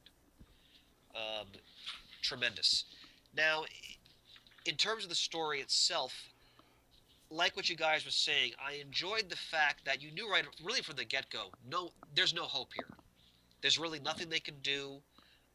There's not going to be some miraculous thing at the end that's going to save the two Earths. They're going to collide or intersect, you know, to use the more euphemistic phrase or term. And virtually everybody's going to die. Now, of course, as Murd mentioned, you know, they definitely protest too much at the end with the whole end of the Marvel Universe, because, you know, when you have a multi-billion-dollar movie franchise, you're not ending anything. So, It is true. having said that, you know, obviously what's going to come out of this, I'm sure, will be in some ways be very different. Um, you know, we may not get back the Marvel Universe we're long accustomed to, but I'm sure, you know, the essence of it will still be there. A couple touches I really love. First of all, Wilson Fisk emailing Yeah. his fellow villains Yeah. Oh, that was a great I like page. that. Yeah. to join him in celebrating. You know, the world's going to end, but they get to see the heroes fail. I love the email handles for some of the villains, like the Lizard is at coldblooded.com. Bullseye is hit the target at hit.com.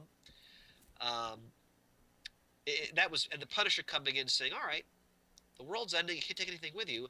What am I going to do with all these bullets? Clack.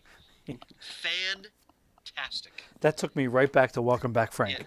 Yeah, that was, yes. Punisher yes, that is was Punisher tremendous. to the very end.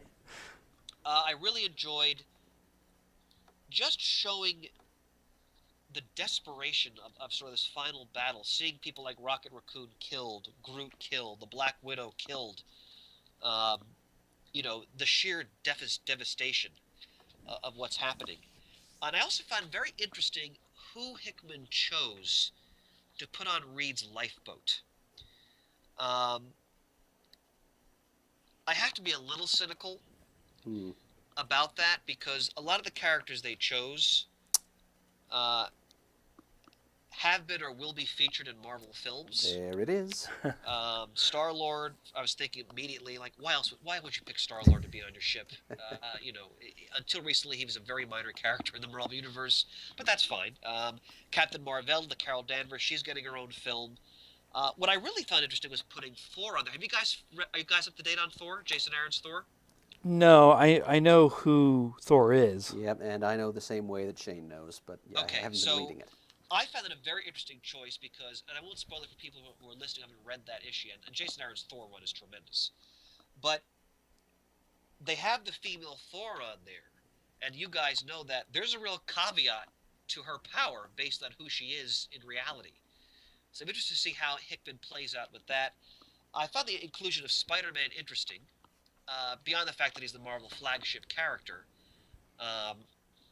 I'm not sure what he would offer in this situation besides great quips and a legendary perseverance. He does have some He's smart. scientific acumen. Yeah, I mean, he's Yeah, smart well, enough. and Reed would know that from the time when he was in the Fantastic Four. That's Yeah. true. Um, of course, I'm never going to complain about T'Challa being in any Marvel story because I love the Black Panther. Yeah, And I think he actually does make sense because he's a master strategist and tactician sure. and a scientist and a king, so that all works. Uh, Reed's family being wrenched away from him I thought was very powerful. Hickman's a great writer. I mean, the dramatic pacing of the last few pages was very cinematic, where you see Doom's masked visage in that blinding white light, and then in those last words, "And I hope, I believe in nothing," and then it's all black. Well, and even Reed being so upset with the no and the elongation of his face to scream as loud as he can, just knowing he is him with his stretchability to begin with. And then and that's a great point, Jay. The desperation of it's almost pathetic and futile seeing his arm desperately reaching Yeah. outside the barrier. Then it's pulled back in as T'Challa, reasserts the shield. Yeah. Marvel and DC have done so many events, in recent comics history to the point where it's just been oversaturation, and to the point where you, as a longtime reader, you can get really jaded by that. I found that at least this issue really lived up to the notion of an event, especially because they've been building up to this for so long now, and the payoff could easily be flubbed. And I thought at least for this issue they really, really carried through. I love Scott Summers being there with the Phoenix. They can do all kinds of interesting things with that going forward. I won't comment on issue 2 because you gentlemen haven't read it yet. But all I'll say is I'm very interested and engaged to see where this is going to go. And I will say this as a contrast because they've come out simultaneously. As I find that the Convergence series itself, just the main series, utter and complete feces.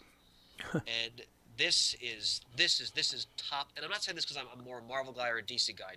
I love them both. Yes, I'm more attuned to Marvel, but if you're going to do an event, wow, this is the way to go out of the gate. These are creators at the peak of their powers. And this is a very strong buy for me. And it's this, especially at a time I'm saying this when I'm getting more and more bored with a lot of the stuff the two main companies are producing. In many cases, with some very notable exceptions. So this is a very refreshing book to read. So, highest recommendation. Okay. Good stuff. And I agree. My one little caveat with any Marvel event at all is always that last issue generally lets me down in so many times, time and time again. That often happens, yeah. It happens. DC does it too, but for just whatever reason, the Marvel stuff that I tend to think that their events start really strong. They go through the whole series, miniseries, whatever it is, really, really well done. And then what I think is going to happen or hope or would logically could happen to make the next year more interesting just doesn't happen at all. And I'm like, oh, okay. So it's not at all what I thought. And now we're back to whatever it was that I didn't want to happen in the first place. But like you said, this is a great start so far. Yeah. If my instincts can be trusted at all in these situations, I don't think that is going to happen to you here, Shane. Yeah. I don't think you're going to be disappointed. It just seems like a really fun start to an incredible ride. I think, and to add to that, Shane, I think one of the things we have going for us in terms of enjoying the series is that, and again, I'll contrast with Convergence, which feels like it was made up in 5 minutes to compensate for the fact that DC was moving. Hickman has been planning this clearly for a very long time. And knowing that and having confidence in his writing ability, I think it's a safe bet that he's put so much thought into this over such a lengthy period of time that I think it's a safe bet we're going to get a good payoff. Good deal. All right, next. All right, time for another dose of Marvel. And this time it's going to be Uncanny Inhumans #1 by writer Charles Soule and artist Steve McNiven. The industry's best-selling artist comes to the Inhumans. The prelude to one of Marvel's biggest launches of 2015 is here. Think you know Black Bolt? Think again as the men who killed Wolverine show you a side of the Inhuman King you've never seen before. I gave it a borrow. Okay. This is a buy row. To use Jamie D's Okay. Gradation. staple phrase. Yep, Yeah. perfectly And I'll legitimate. explain why I gave it that. It has a lot to do with the money. Yeah, I think I'll go ahead and give it a. Oh wow. Yeah, I don't think I realized this was a $4.99 comic. Yeah, okay. And that's absolutely ludicrous. But anyway, go Yeah, ahead. buy row for me too in that case. I was just this close to making it a buy.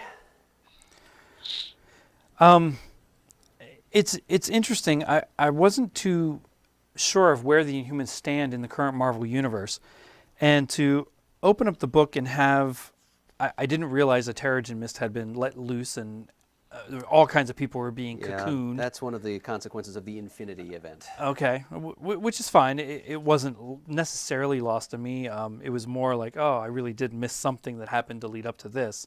This is why, Shane, this should have had a recap page. Yeah, Yes, yeah. we're unanimous on that too. Yeah. Is this a standalone issue or the beginning of an Uncanny Inhumans I series? believe there is going to be an Uncanny Inhumans series. All right. You know what, gentlemen? I'm sorry, Shane. I'm downgrading this to a borrow, Okay. and I'll explain why in a moment. But go ahead. No, that's fine. I enjoyed. Let's see. Let me get to a page that has the credits on it. Son of a gun. Set in the back. Yeah, just There it like is. Major motion pictures these days save the credits to the end. In the back. Charles Soule wrote it. Steve McNiven penciled it. Jay Leiston inked it. And Justin Ponser colored it. Letters by VC's Clayton Cowles. Okay. I enjoyed the artwork quite a bit. I thought it was all drawn really well. I thought the color palette was pretty impressive. I have only read limited amount of Inhumans things, most notably the Marvel Knights 12-issue maxi series, and then things here and there as they came up or would be in and out of books. I enjoy the characters, so I just never kept with anything regular or every appearance that they would have. I don't remember ever reading anything where Black Bolt actually speaks. So to see the little tiny words of goodbye or whatever else he says and cause all that destruction was kind of fun for me to see because, again, I have rarely seen him speak. It's always him curbing or restraining himself from speaking, like he does in one instance in this book. He clenches his jaw and holds so tight not to say anything, even though he's ready to. I didn't realize that him and Medusa were at odds with each other so badly. So that was kind of an interesting thing to see. I was completely lost on his whole relationship with his son. So now to in this story to read that he's chasing after his son, to share in the Terrigen Mist event with him, and the little thing in his hands lighten up to cause everyone to be panicky and worry now. It was interesting to me. This more than Secret Wars or more than other books we've read, I was a little bit more lost in the status quo of the Inhumans than I was in anything else. You know, in Secret Wars, the worlds are ending and that's it. There is build up, and I'm sure it was enjoyable. And if I get a chance, I might pick it up and read stuff leading up to it. But you don't necessarily need it because you're already past that point. The worlds are blown up. Here, I think it would have benefited, like we all said, a recap page and maybe a little bit foreknowledge is a little bit better to read this book than most other ones we've read recently. But it certainly didn't detract from my enjoyment of the book to a certain extent. I enjoyed Kang being in there and kind of being cordial to Black Bolt, which I really didn't expect when I saw Kang there. I'm like, oh, okay, now something bad's going to happen. We're going to get some plot device, and he's going to be the big baddie, and he's really not.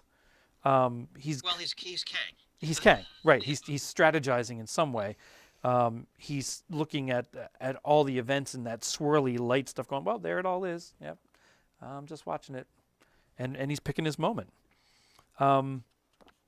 I'm curious to see what happens with the rest of the Inhumans and see what happens with Black Bolt's son and stuff, but I don't know if that's the price point of $3.99 or $4.99. I'm not sure that I'm on board for buying it issue to issue. That's pretty steep. I don't think every issue is going to be that expensive. Probably not. Better but not be. I have such a guarded opinion of that anymore with trying to tighten my waist belt around how much I spend month to month now, even more so than ever. It really pains at me to see books reach this level, even the special events, even if they're warranted, like Secret Wars really was epic and a lot of good story in those 40 pages. I just don't want to see it to be the gateway to everything becoming that. And that's probably what's going to happen. I mean, if history is any teacher, that's what happens. It starts leaking in some of the bigger events and boom, all of a sudden books across the border, this kind of a price for whatever price point they're reaching up to. So that does distract me a little bit now, realizing just how much that is. But it was a well-told story. Like I said, I'm curious to see what happens with the Inhumans from here on out. The fact that Kang is now the sole kind of owner or provider for Black Bolt's son is a little bit disturbing, because I don't know that I could or would give up my kids for that. But then again, I'm not Black Bolt and in that same situation, so who knows? He was without his son for most of the boy's life. Yeah, and now trying to do something for him, even though his son doesn't want it, and kind of rightfully so. If you're kind of not involved in my life to this point, why bother now?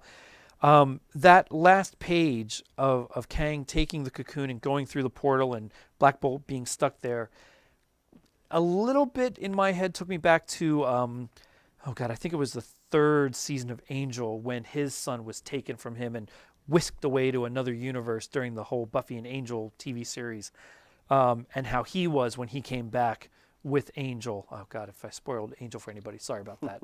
But that's what I thought of reading this, was that kind of a storytelling device that could go forward with Kang raising his son now after this cocoon and seeing what he comes out of the Terrigen Mist with, what inhumanity has given him. I'm pretty sure the next time we see him, he will be a full-grown adult. Oh, absolutely. Comics writers are allergic to writing kids. Yeah. So he'll be superpowered, he'll be something, a full-fledged Inhuman, and he'll be an adult. And given Kang alone being able to time hop around the world, why wouldn't he just come back as an adult? Because that would progress the story. Why waste time explaining all that? As much as we would like to see that sometimes, it just doesn't seem practical for the kind of story I think they're going to tell in this.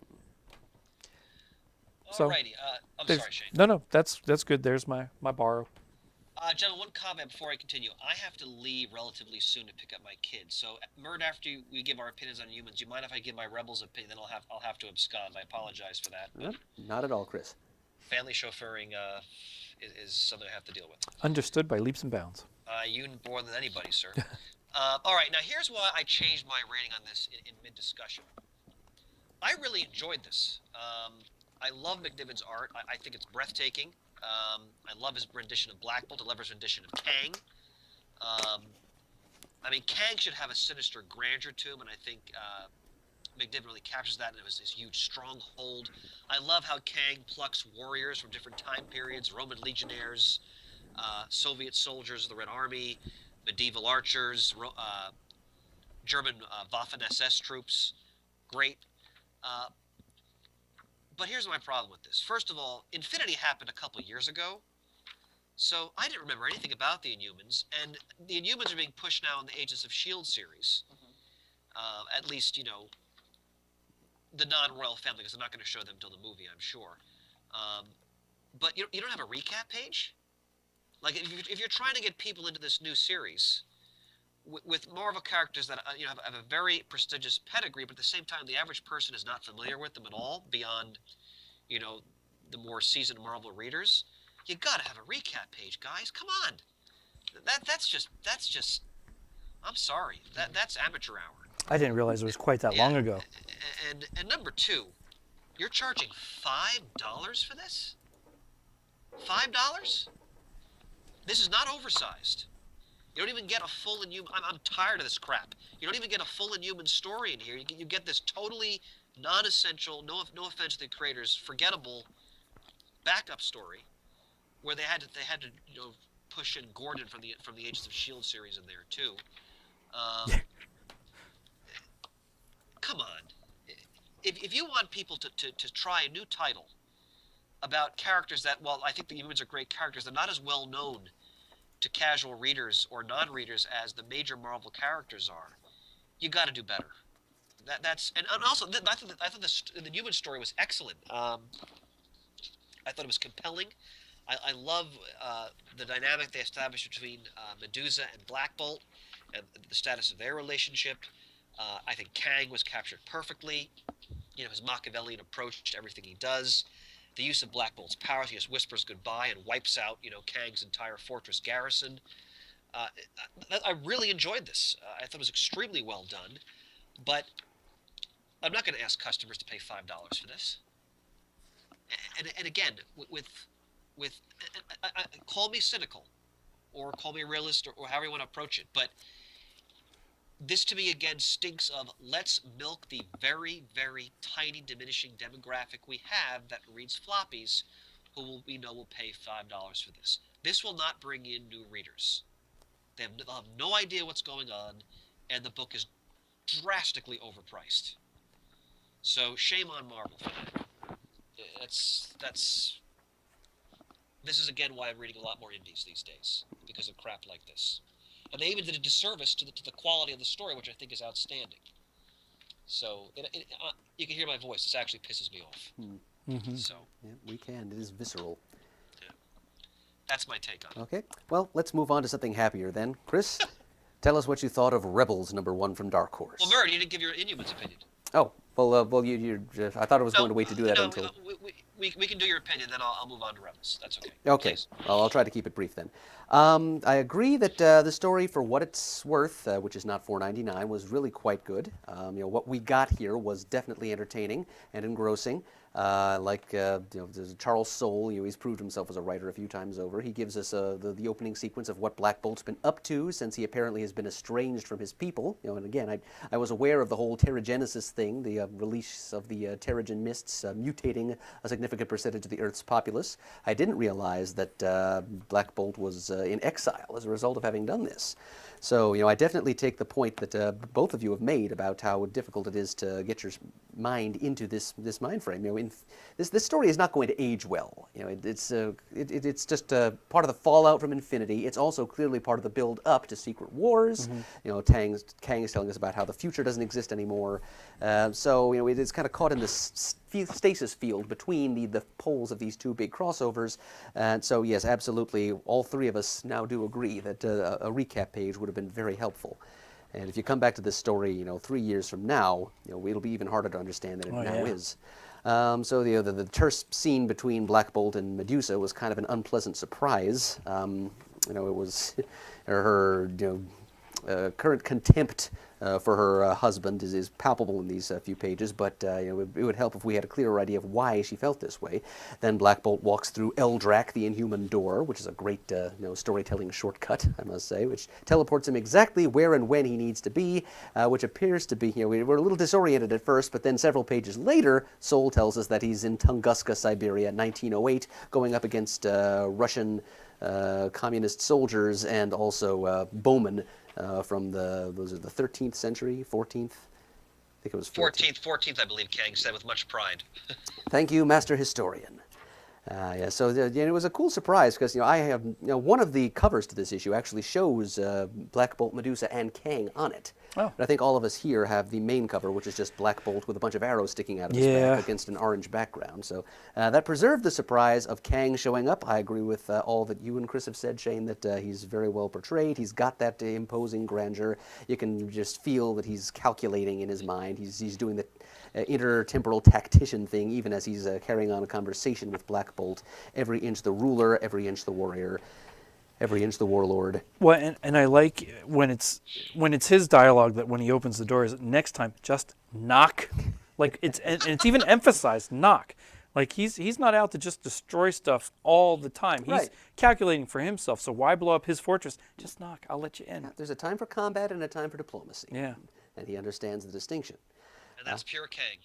Yep, and so he's standing there. He wheels and deals with Black Bolt and poor Ahura's animosity toward his father, which is, I guess, understandable given all the times his father has abandoned him in the course of these two characters' lives. And then Black Bolt actually getting a chance to have a conversation with words, not spoken words, but words. Yeah. That was a pleasant surprise that they got to share that father-son moment.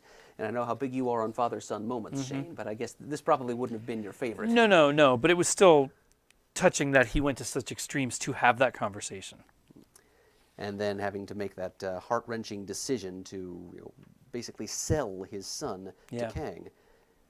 Just to save his life, and then that final page where he's standing there staring, looking completely crestfallen at that glowing gem in the palm of his hand as Kang smirks at him and sneaks through the time portal behind him. That's a great page. It really brings across the weight that just the horrible burden that Black Bolt is having to bear these days, which is I guess as much a foreshadowing for the upcoming Uncanny Inhumans series as anything. Heavy hangs the head that wears the tuning fork. Yeah. The artwork, as has been said by both of you already, by McNiven, is fantastic. That one panel where Black Bolt opens his mouth and you see the tiny word goodbye framed by this little dazzling white energy quantum, right there on his tongue. And then the next panel, skipping some events, we see that the whole battlement has been completely destroyed. Sometimes not showing is as effective storytelling as showing. Absolutely. And McNiven really, his artwork is great for really showing exactly what as phenomenally powerful as character as Black Bolt is able to do. And even on the previous page with all the sparks going through his eyes, which are the gunfire coming from the fortress, but still, to me, are his inflamed anger also showing through there. And just the way he draws the bowmen and the soldiers side by side, he brings this adventure to life very well. And yeah, so it's a great little story. It's got some really grueling character moments in it, but it's also kind of self-contained and bounded. And I don't really feel I feel like this is a backup story in an annual someplace. It's poignant, it's impactful, but I don't feel like it's dragging me. It doesn't grab me. As you and Pants quite often say. It doesn't make me feel like I want to go ahead and read Uncanny Inhumans #1 after this. And then there's the backup story, which is by our friend Ryan Stegman, who's actually an artist, better known for that than for his writing. And no offense to him, but I kind of agree with Chris that this story is kind of forgettable and unnecessary. The artwork by Ryan Lee reminds me of like early Ethan Van Sciver, so that's cool to look at. But it doesn't actually give you enough added value to forgive the $4.99 cover price. So I completely agree with Chris's point there. I did like the backup story, the artwork especially, but the fact that they are shoehorning Gordon from Agents of S.H.I.E.L.D., as Chris said, in there, it kind of made me roll my eyes a little. But all in all, it is an enjoyable story. I liked the lead feature very much. Even the backup story was kind of cute. But yeah, altogether, it didn't wow me. It didn't make me want to invest money in future Uncanny Inhumans issues, and it's by no means worth $4.99. And unforgivable is the exclusion of some kind of backup or recap page telling us where this story came from as far as Infinity and where it's going as far as Secret Wars. Yep. And one thing I want to add, Murr, just to reemphasize, my rating is more based on how Marvel handled this book, because I think the story by Soule and McNiven is excellent, and I'm really impressed with the overall production of that story. But come on, guys, you can't charge $5 for a comic like this with characters that are not considered quote A-list Marvel characters, and if you're trying to get people interested. Because the Inhumans are tremendous characters, they don't have the same exposure in the larger pop culture world as some of the other Marvel characters do. And you can feel that Marvel wants them to have that exposure. Oh yeah, but you're entirely right, Chris. That charging $5 for something like this is not the way to give them that exposure. So anyway, I just want to reemphasize to listeners. I think this is a very strong story. I just wish they had gone about let's call it its distribution on the market in a different way. Well, and I agree with the term Inhumans being out there because of Agents of S.H.I.E.L.D. That's all well and good, and you might have people that now recognize the term, but even if they make the leap and pick up this book, they're going to look at it and go, I don't know anybody in here. Until maybe the last, if they even bother to recognize Gordon in that little tiny panel. Yeah. It's definitely not new reader friendly. It's not even existing reader friendly, really. No, not really. Yeah, and Marvel. I hear rumors that when the dust settles from this whole Secret Wars thing, mutants might not even be a part of the Marvel universe. Yeah, I heard that too. That Inhumans may have completely taken the place of mutants as the outsider undercast of the day. and the X-Men. Gee, would that have anything to do with the fact that Marvel doesn't have the movie license to the mutant characters? Gosh, I wonder. All right, gentlemen, since I have to leave soon, Mervyn, to be so kind as to read the Rebel solicitation, I will do that. and then we'll give our ratings, then I'll give my 2 cents. Right, lickety split. Rebels #1 by Brian Wood and Andrea Muti, colors by Jordi Belair. In a rush of great public resistance to an oppressive and excessive government, a homegrown militia movement is formed in rural America. This is not 2015, but 1775. With the War for Independence playing out across the colonies, young Seth and Mercy Abbott find their new marriage tested at every turn as the demands of the front lines and the home front collide. Live Free or Die, the story of America's first militia and the push for independence. Bird, your rating. Oh, I'll give it a buy. Shane? I will give it a bar with a caveat then. All right, I give it a very strong buy. As we knew you would. Shane, I'm sorry. I wish I could stick around to hear your caveat. I'll have to listen to it. No worries. But I love this. My expectations were high because Brian Wood is one of my favorite writers in comics today. Honestly, I've enjoyed everything he's produced that I've read. So whether it's Conan, the massive DMZ, his tremendous Star Wars run that he did, that Shane and I have talked about Absolutely. frequently. I think he's a top flight writer. So I was and also Northlanders, his wonderful Viking series of Viking stories. So I was very much looking forward to his take on the American Revolution. What I liked about this book right off the bat was he's making it clear that it's very much based on history, but he's going to move some historical figures around. He's telling a fictitious story in a historical context. And there's a very good essay where he talks about his love of the period and the setting and so forth. And what I really enjoyed was they're focusing on a young man and a woman. I think he's only supposed to be about 17, which of course back then there was no such concept as a teenager, so you're an adult, and people have adult expectations for you when it comes to how you conduct yourself in the world. And he's focusing on the very beginnings of the American Revolution. What people often forget is we often think of the American Revolution as the British being idiots and marching around the open, the Americans hiding behind trees and shooting at them.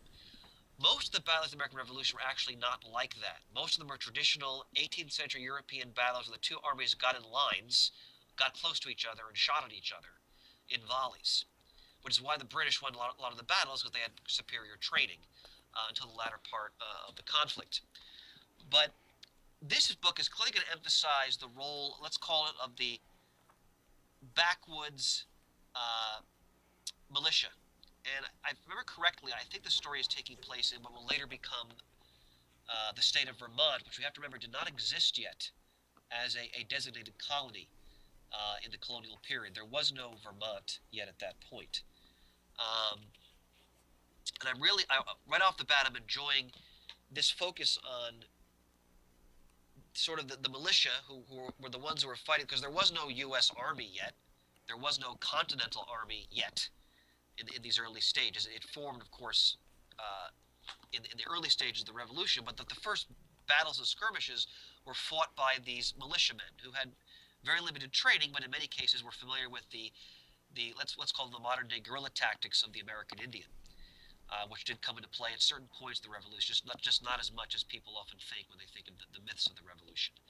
But I thoroughly enjoyed how Wood is showing us how difficult it was to take on, the British Empire, and how remote really the colonies were from Britain, and how this was very much a series of very small engagements between, in some cases, small numbers of men on either side, especially when it comes to the militiamen, and their raids and their skirmishes and so forth. And just, the tension that was between the British and the people living in these various communities. We have to remember that the colonies, most people living in the colonies rarely traveled far beyond where they lived. So the whole notion of United States of America or even United Colonies really didn't exist, because the average person never went that far from where they lived, because travel was such a hardship in terms of the lack of good roads and so forth and so on. So really you have, and I think he emphasized this in this first issue, people are living in these different places. They're kind of living in their own sort of their own communities, and their own sense of identity is based really around where they're living, and that's really it.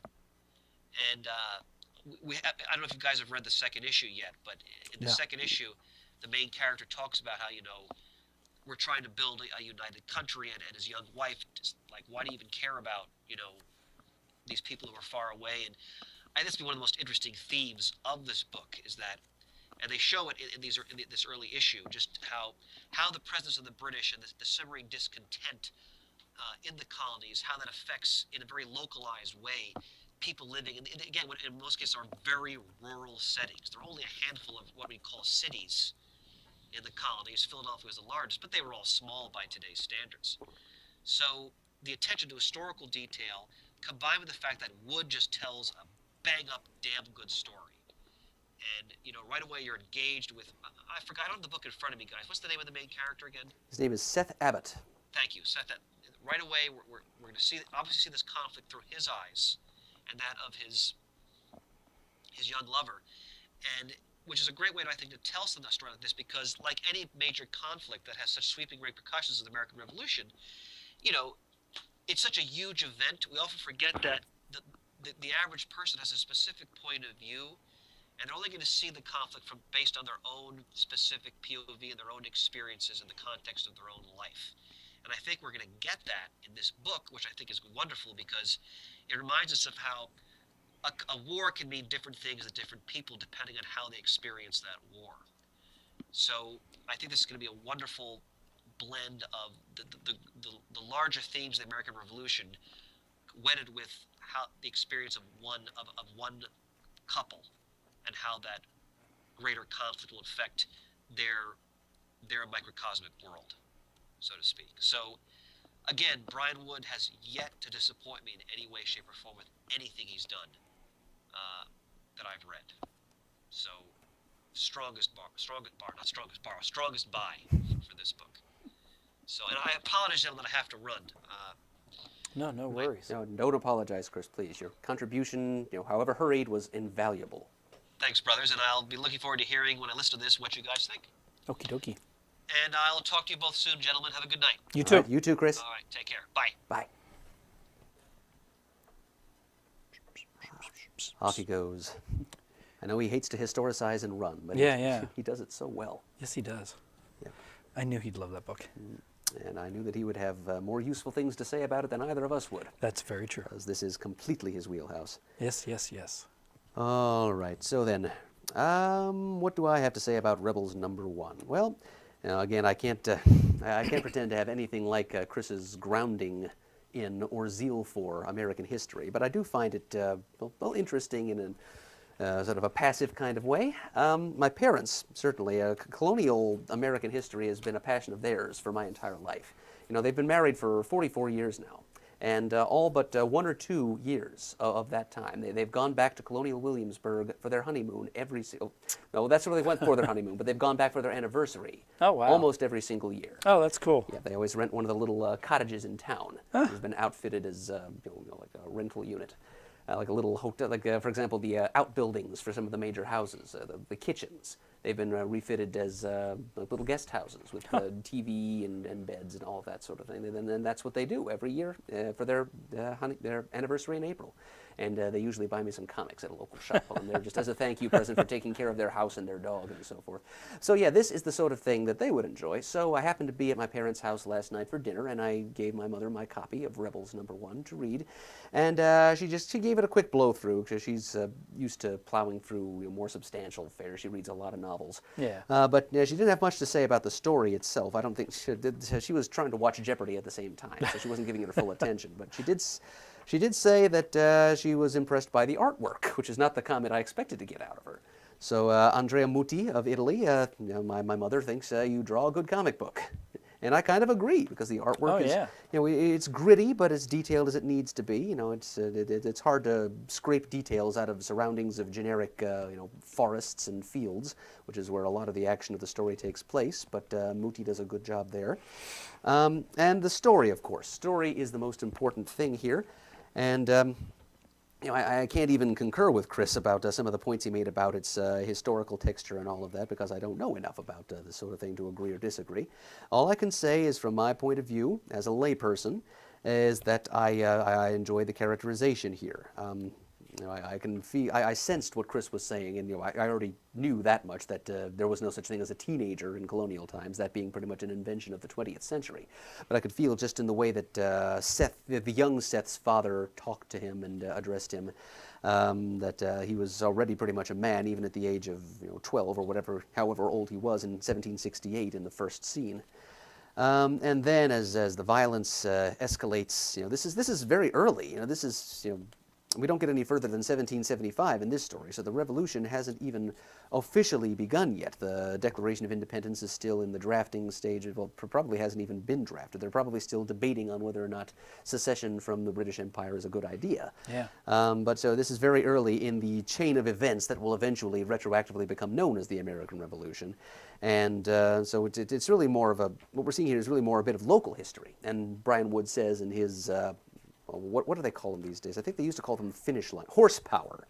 There's always this little authorial block of text at the end of an issue.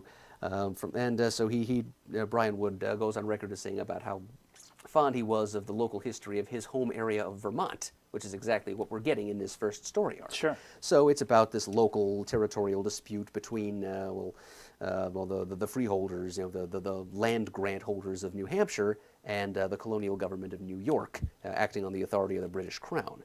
So these people they're just simple New Hampshire farmers who are upset about having to lose their land to people coming to them from New York on authority from the Crown. So they're swearing and cursing at Albany, but they're not really angry at New York so much as they are, the higher authority of the British government, Sure, who's pulling the strings of the redcoats that they're up against here. So their anger, their rage, it comes across the page pretty well. I applaud Brian Wood's use of dialogue, which has been kind of problematic for him in the past. I think he makes some offhanded remark in his essay at the back of the book about how Northlanders, his Viking series, which Chris also mentioned, it was kind of difficult for him to make it relevant and or relatable to a 21st century audience when he's writing about these ancient Vikings. And one of the things that he did was come up with somewhat anachronistic or contemporary sounding dialogue, which kind of set off a mini debate on the CGS forums at the time. I think there was a thread about that. I remember that. And so he's not faced with such a problem with that here, because at least these are characters who would have been speaking English back in 18th century colonial America. I'd be interested to know what he used as resources to research, the speech patterns or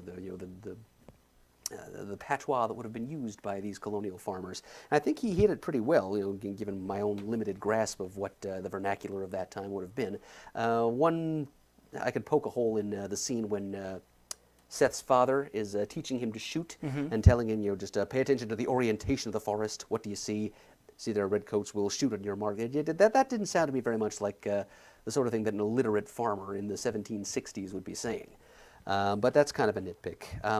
I appreciate Jared K. Fletcher's lettering in the white letters on black boxes, the black caption boxes, which looks to me like a genuine colonial typeface, because I have seen, thanks to some of the literature my parents have brought home from Williamsburg over the years, some printed examples of reproduction printed documents from that time.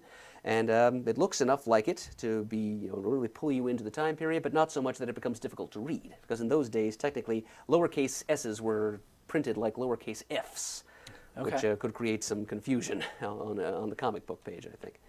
So this it's a fun trip into this nation's early history, and there are a lot of places that can go from here. I'll be interested to see the romance between Seth and Mercy as it unfolds, against this fraught backdrop of incipient revolution.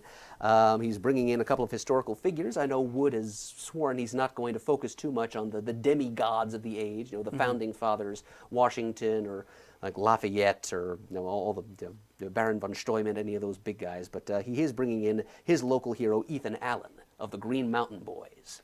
So he's a famous historical figure and revolutionary leader there in the Green Hills of what would eventually become, as Chris said, Vermont. So it's cool that Wood is showing enough hometown pride to make him a character in this first arc. And we know already that the whole series is not going to be just about Seth and Mercy. Seth and Mercy Abbott. Yeah, Seth and Mercy Abbott. It's going to jump around a little bit. We're promised here, once again in Wood's essay, that we'll see stories about Native Americans, like probably Iroquois fighters at that time, the war through the eyes of a redcoat, urban life during the Revolution, and a rather heartbreaking retelling of the Molly Pitcher folktale. Huh. Yeah, so she's. We're going to see what kind of spin he puts on this character, who's become a figure of American folklore over the years, like a tall tale character. Yeah. And see how he brings her back down to earth a little bit. If he really wants to get crazy, maybe we could even work out a deal with DC to have an intercompany crossover and have Tomahawk and his Rangers appear in this. I don't think that's ever going to happen, and I'm not even sure it should, but it would be fun. It would be fun. Just imagine. So yes, it's there's a good amount of historical research that went into this. Even not knowing as much as Chris does, I can tell. And the artwork is interesting. And Jordi Belair, appearances to the contrary from our Best of 2014 episode. I have read some of the things that she's colored. I know this now. I'm not sure I knew it then, but I have. And she colors Saga among many other things. And it's kind of nice to see her turn her attention to something that's a little more earthy, a little more grounded in real life of an earlier time period. And she responds with a whole bunch of mossy-looking greens and browns that I think bring across the landscape of colonial New Hampshire just fine. So yeah, this was fun, and it might even be a little bit educational. So it's not it doesn't go into historical detail so much that it's giving you all the fine points of all the different battles and blah blah blah. It's all from Seth's point of view, so it's very accessible in that respect. This is not a teaching material here; it is a story. Make no mistake about that. And I have already pre-ordered a bunch of other issues, and I can see myself riding with this for the long haul, and maybe passing the issues on to my mother when I'm done. Yeah. So bye. Now, I enjoyed this very, very much. I agree. The color palette that is used is very earthy, very mossy. I even like when they get to the interior of buildings, how they're all brown, and you can see the wood, the texture, the log cabinetry of it, because that's what it was. I think it's very well done, and lends itself to the story perfectly. It's even kind of washed or faded a little bit in my mind, so it's not quite so brilliant. It's dirty. Everything wasn't clean and spanking brand new back then. I mean, we were colonies then. Everything was dirty. You couldn't clean everything every waking second like we do now. There wasn't a washing machine everywhere to just throw the clothes in. It just wasn't the time period. So I think it does a very good job there. The artwork is beautiful. I think everything is drawn very, very well and really speaks to the story that's being told here. For the time period, everything from him being a boy in the beginning to growing up towards the end, the battles, the redcoats, the colonists debating, arguing, their clothes, the little accessories, the pouches that are slung over them, the way they carry their rifle, everything. It just, like you said, it looks like a lot of research was done, and if it wasn't, it's believable that there could have been, because everything looks like it should be there. In the very little bit of knowledge I can remember from learning about this stuff in elementary school and through junior high and high school. It's an interesting story. I didn't read the last page. I generally don't at first. I don't necessarily want to look ahead to see what's coming down. I'd rather focus on what I'm reading, I guess. Sometimes I just don't have time. This time I just didn't want to be distracted by what could be coming. But it's nice to hear that other things will be told throughout this comic adventure, that it's not just going to center on these two people, that they have an anthology. They have an arc, and we go around and see how life was during this time period in many different places, and that's fantastic. All of what I'm saying sounds like it would be a buy for me, my contrary borrow. We're coming to the caveat now. So here's my caveat. Like so many things, I think about how I would like to perceive this or give this out to people to read in some fashion. I think this would look beautiful as a hardcover on my shelf. And that's just me, just my own personal taste. If somebody would say, hey, do you want to read my copies before the hardback comes out? Yeah, absolutely. I would borrow every one of them and read them. But as soon as that hardback's solicited, that's what I'm going to go for and probably try to continue, because that will have more meaning on my shelf if this story continues to be as grand and well told as this first issue was. I see. So as much as I would like to read the story up to date month to month, I'm willing to wait and read it in a hardback. God help, if it's just a trade, I'll be disappointed, because it really, to me, this just cries out for a hardback square-bound treatment to look nice on a shelf, whether you be a comic fan, a history fan. And like you said, it's not smacking you in the face with history points or anything. You know what time period it is. You're given some general dates of things, and you can look up what you want to kind of fill in blanks or see what else is going on at this time. There's no shortage of that with the way the internet is. But it can teach you something. It can give you an insight to how it was. I was reading this and remembered the vacation we took as a family when I was a kid. I was probably, I want to say 10, 12, and we went to Plymouth. And we went to Mystic Seaport, and we went to Plymouth Rock, and we went to Jamestown, and it was all fantastic. I really enjoyed that trip. That's one of my most remembered vacations that I took with my family as a kid because it was so interesting to me. Just to be able to see things the way they were preserved that way. I mean, when we went to it was the Jamestown settlement, walking through everything, everybody was dressed as if it was that time period. They were doing things. I had some kind of like cheap football jersey type thing on with a lot of holes in them. And I distinctly remember a girl about my age, all done up in her garb from this time period, walking up and going, "Do you have a lot of moss in your closet?" I had no idea what she was talking about. And she just kept laughing at me and then stayed in character and went away. And I guess I didn't really realize she was in character. My mom and dad explained that a little bit later, that they really did hold their character very well. But my mom and dad explained, well, she meant, did you have moss in your closet because of all the holes in your shirt? Well, to me, it was just a jersey that I picked. I didn't really think about it in that way. But that's something that stuck with me all these years. I'm 43 years old, and I still remember that distinctly. I can remember walking down that path, having her walk up carrying something and asking about my shirt. It's just something that was interesting to me. And that's what I get when reading this.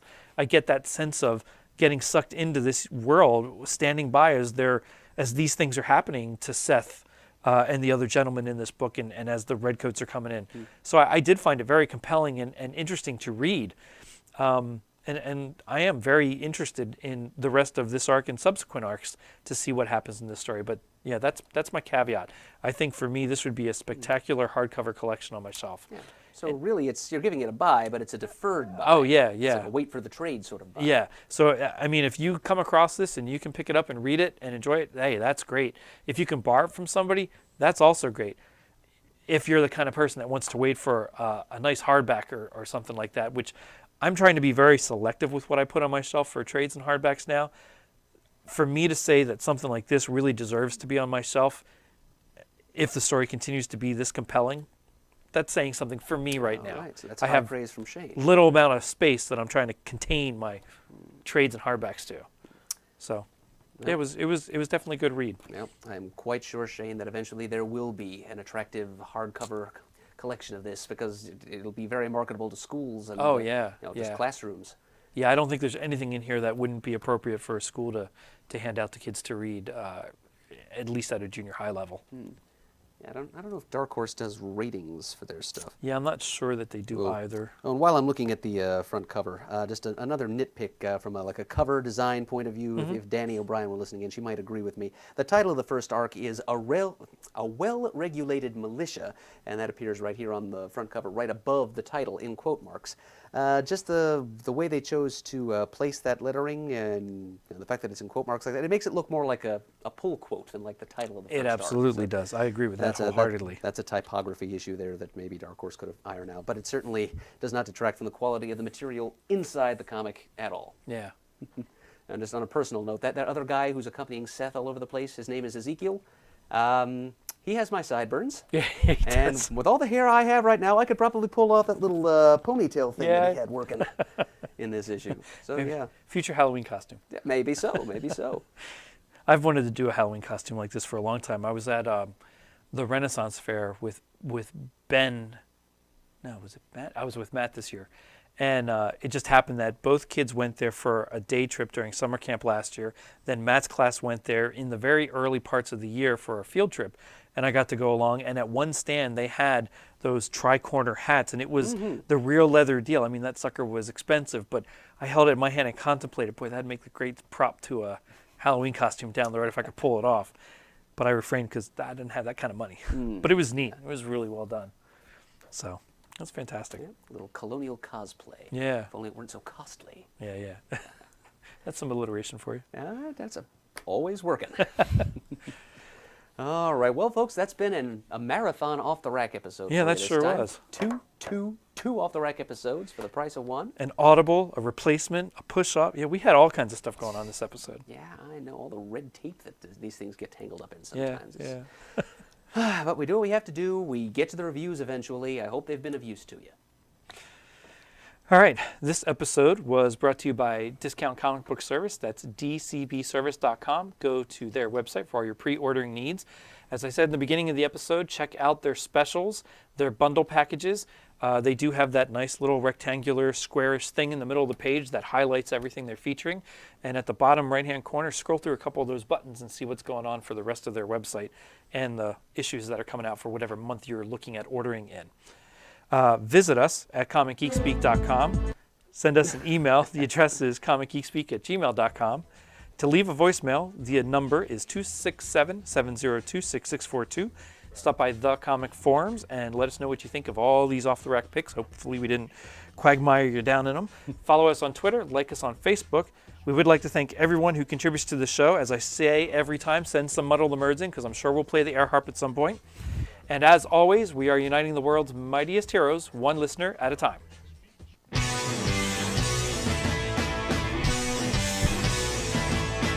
got it on Wednesday, and you was psyched about it, going to the volume up. These guys will talk about it, everything that geeks love. From kids to laser beams, opinions like the seasons on everything you read. And comics, movies, games, toys, artists, come. Comic Geek Speak, comic Geek Speak, comic Geek Speak, comic Geek Speak, comic Geek. Uniting the world's mightiest heroes.